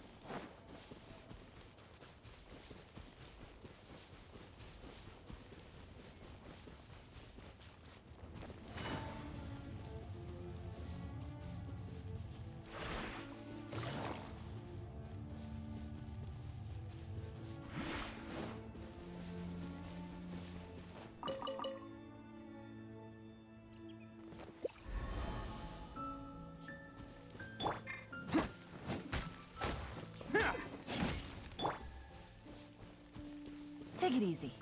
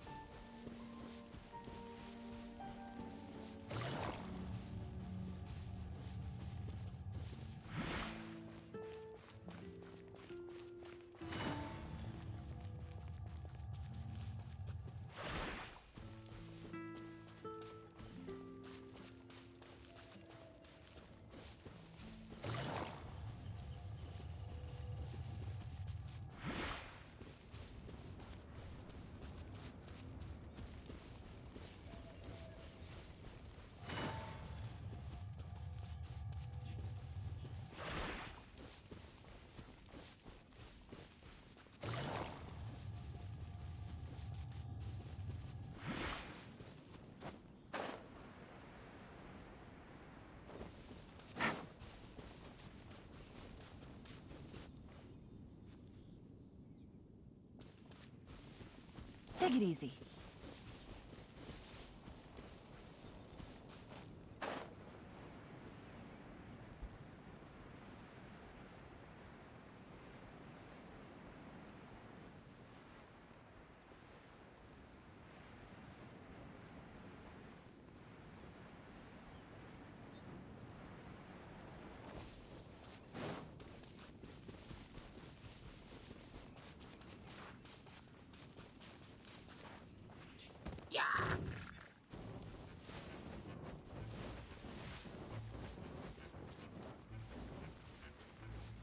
Busted.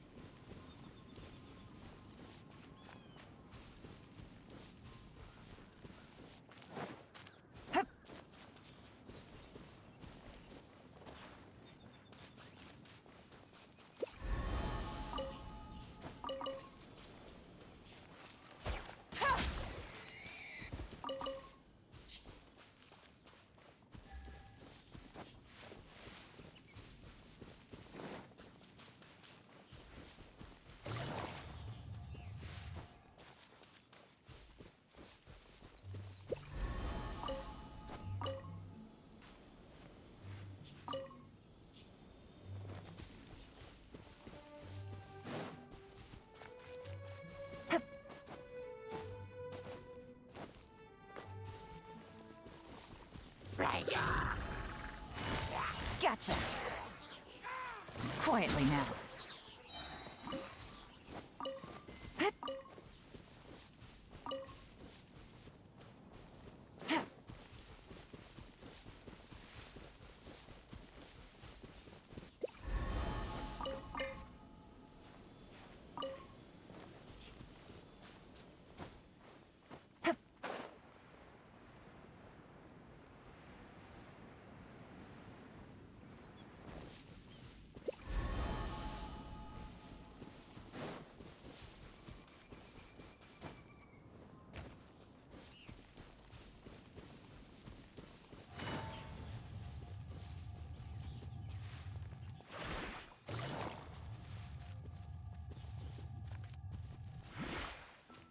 Take it easy.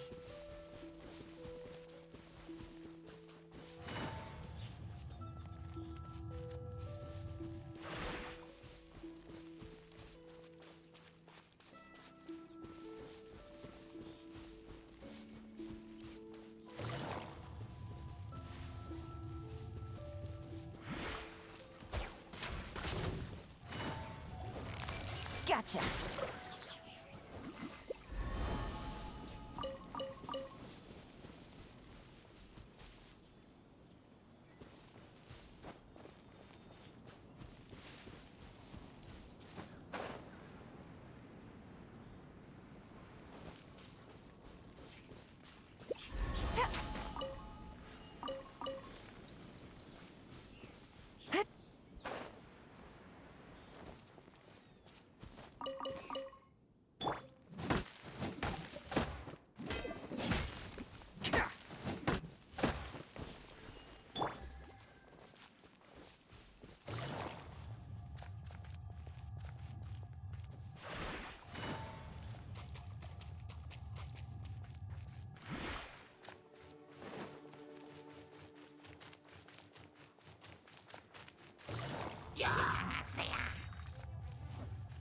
Busted.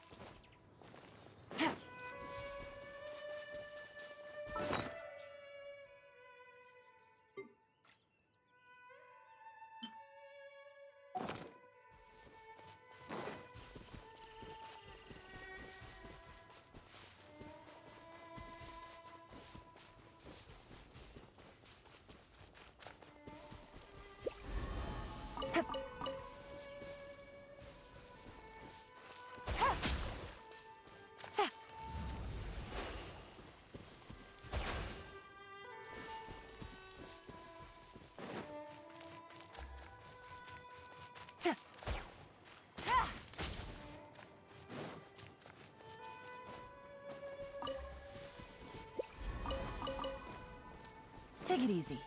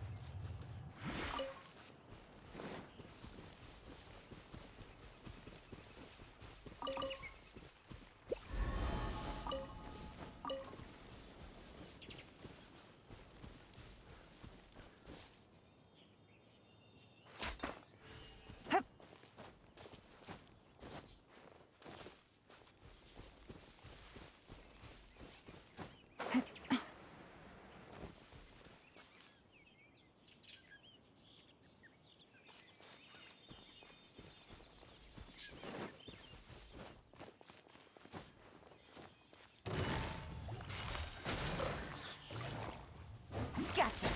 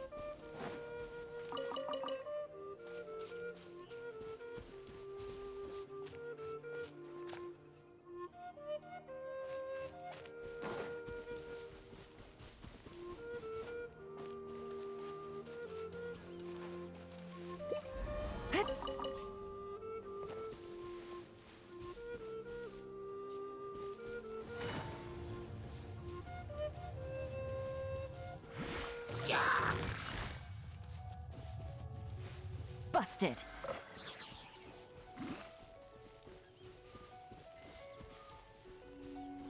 Take it easy.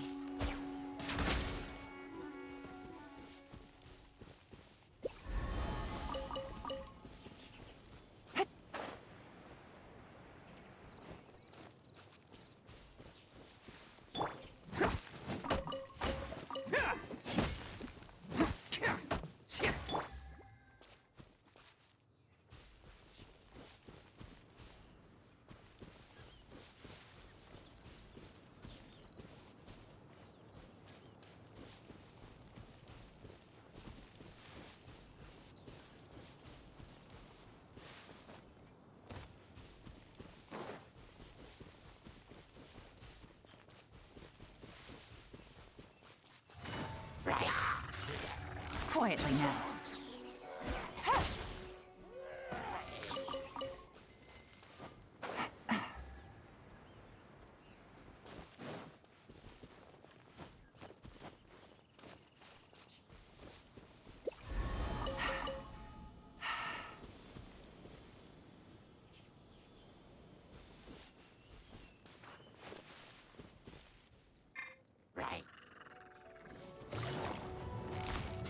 Busted.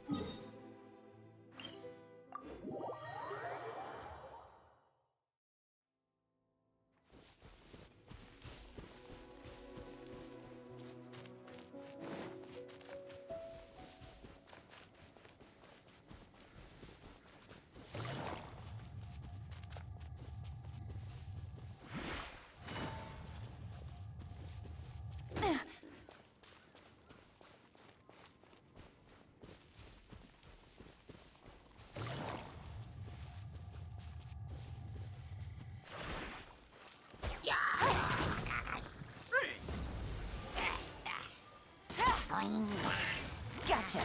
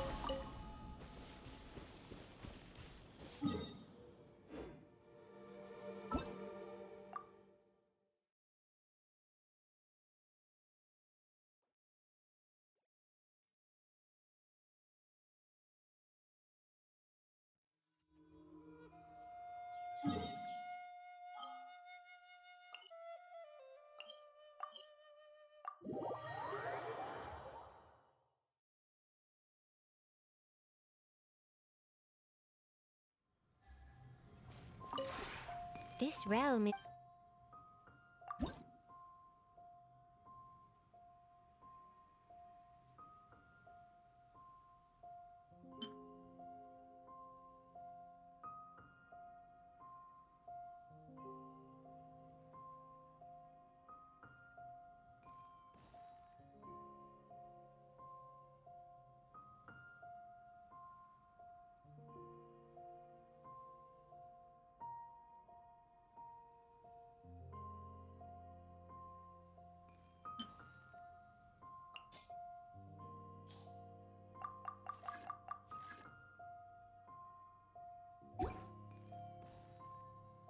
If you ever...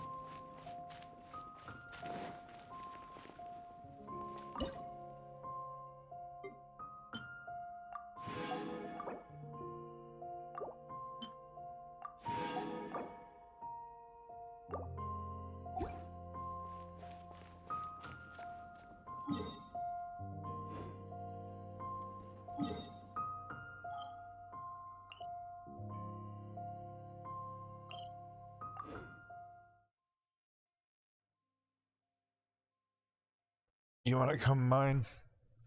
Do you need crystals? No. I'm at 2,000. Oh, okay. I don't think that means I need any. Sure. Probably means I need to start making some. Yep.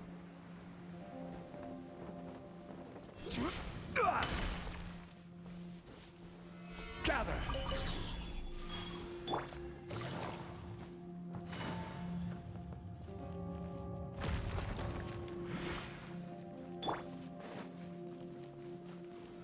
Stabilize.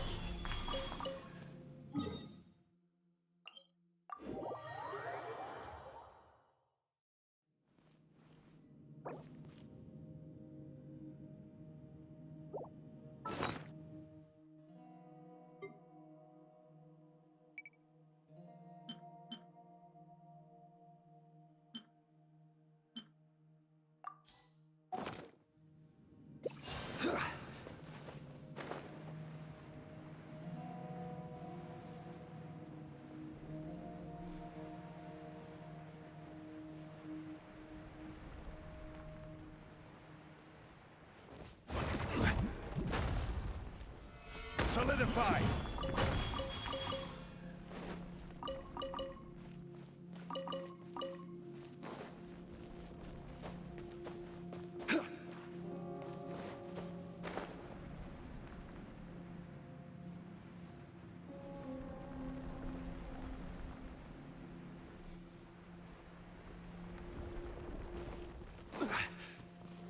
Gather!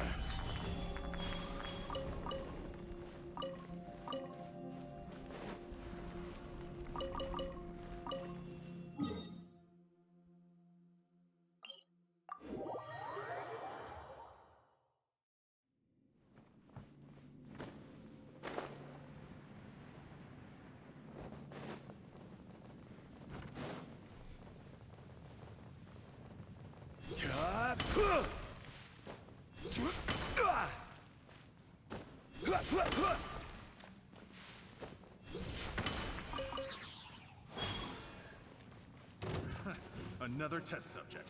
That tingle? Solidify!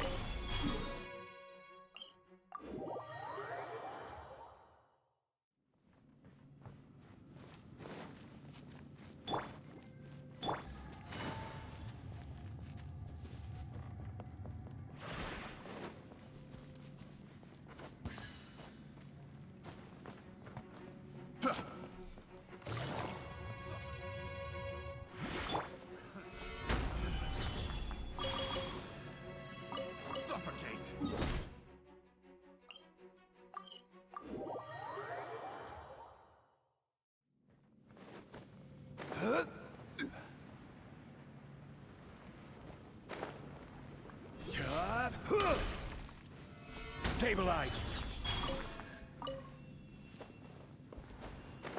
What you got? Another test subject. That tingle?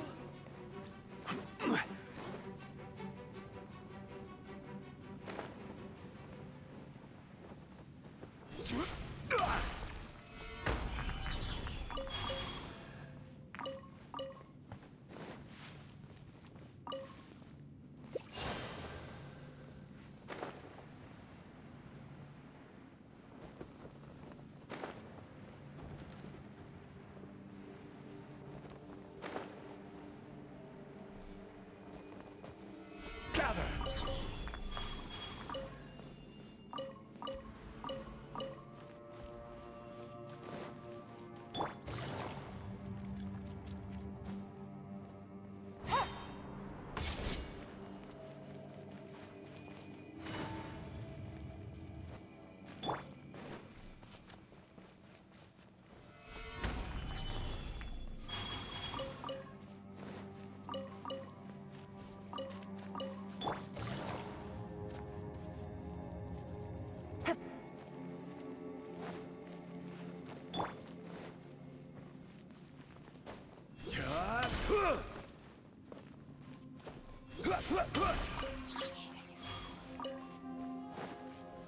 Stabilize!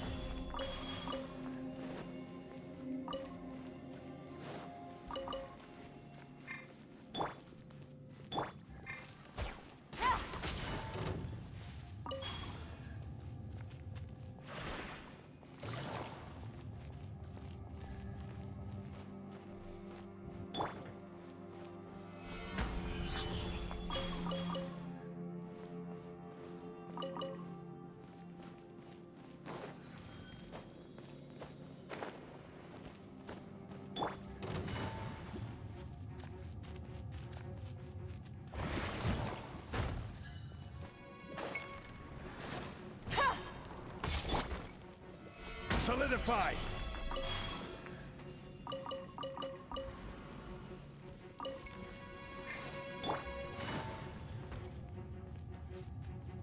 One, two, three.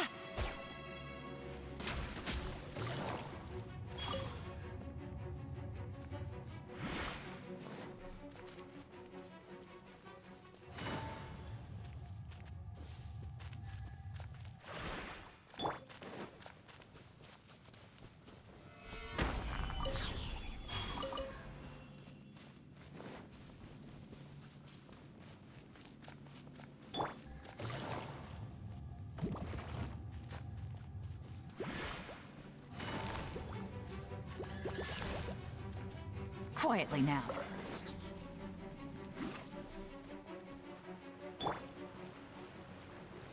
Gather!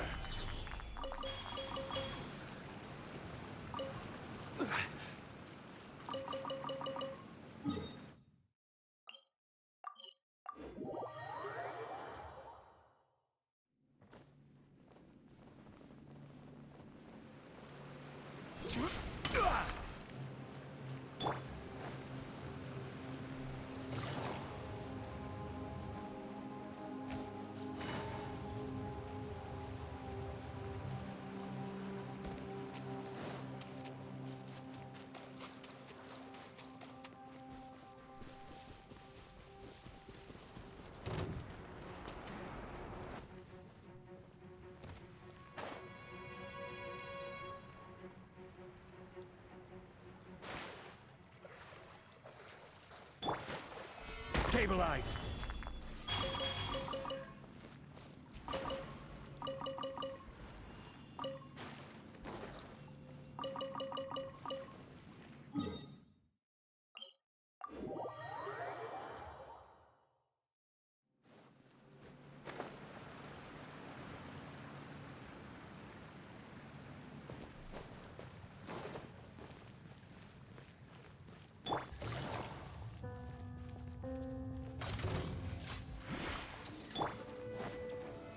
Solidify!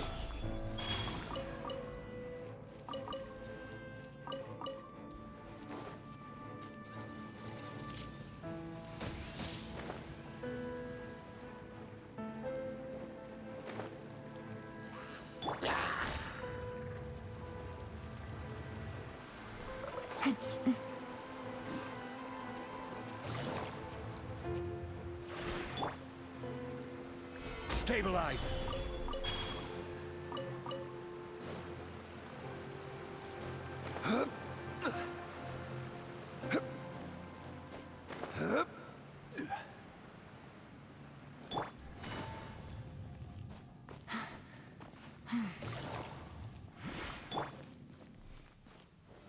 Solidify!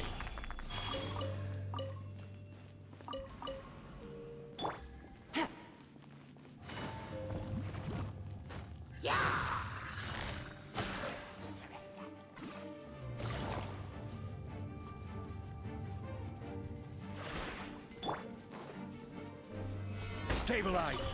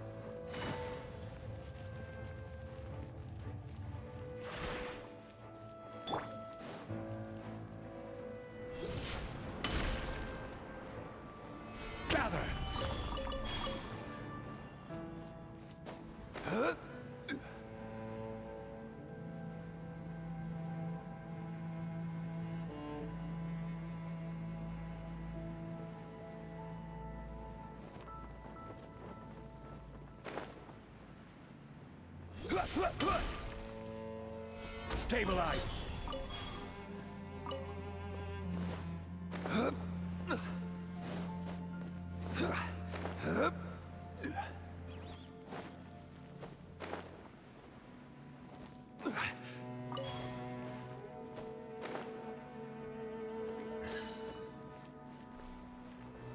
Solidify.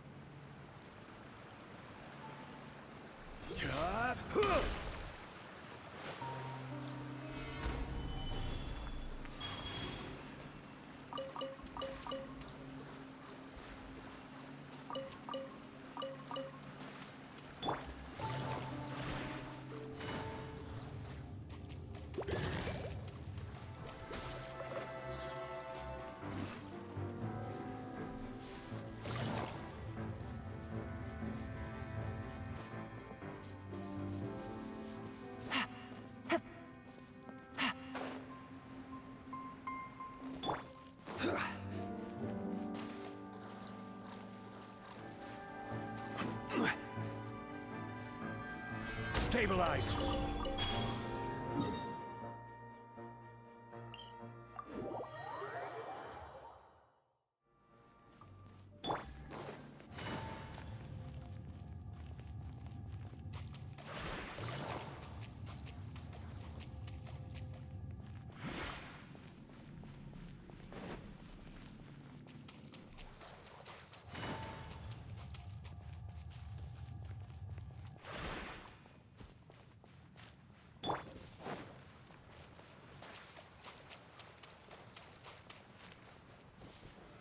Solidify!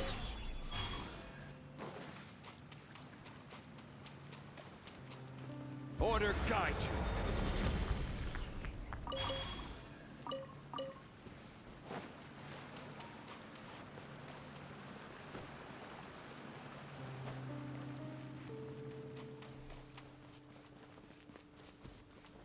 Gather!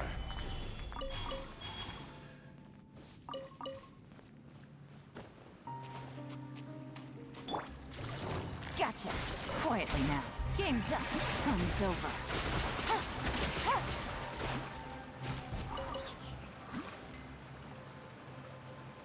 Okay then.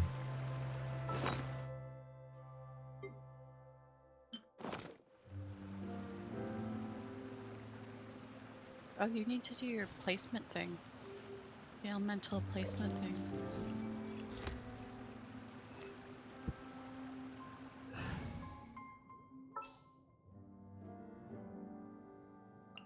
Can I go catch up on...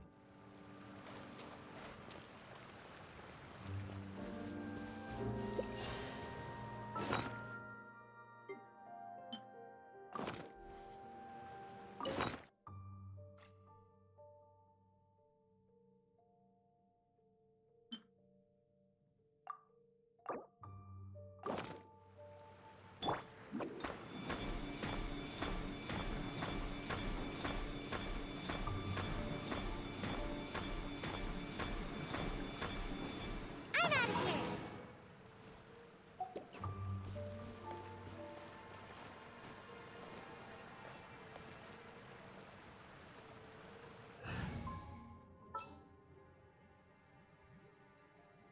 I'm glad you understood what I meant. My experiment will succeed.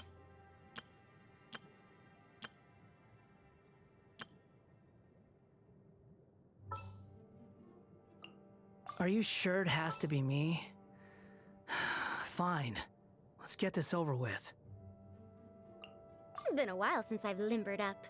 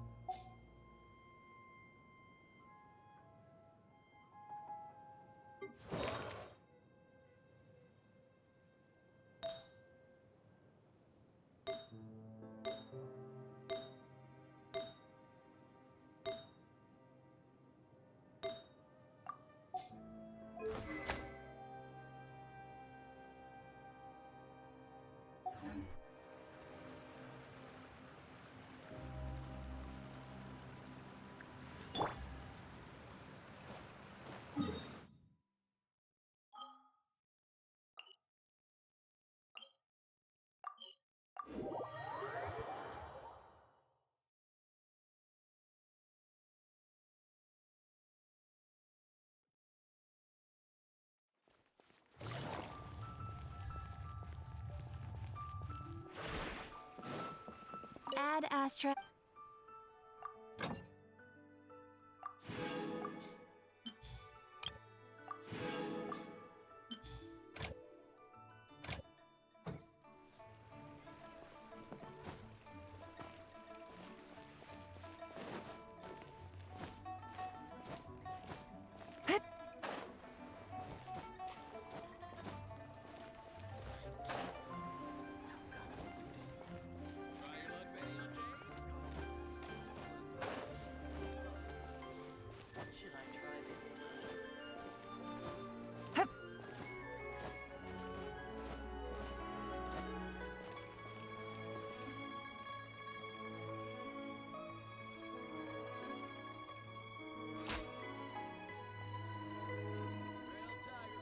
Okay, that's it for me for today. I will do this quest tomorrow. See if there's anything else left to do before Fontaine. Oh, that takes like 2 minutes. Yeah. Well, I'll do some other stuff tomorrow.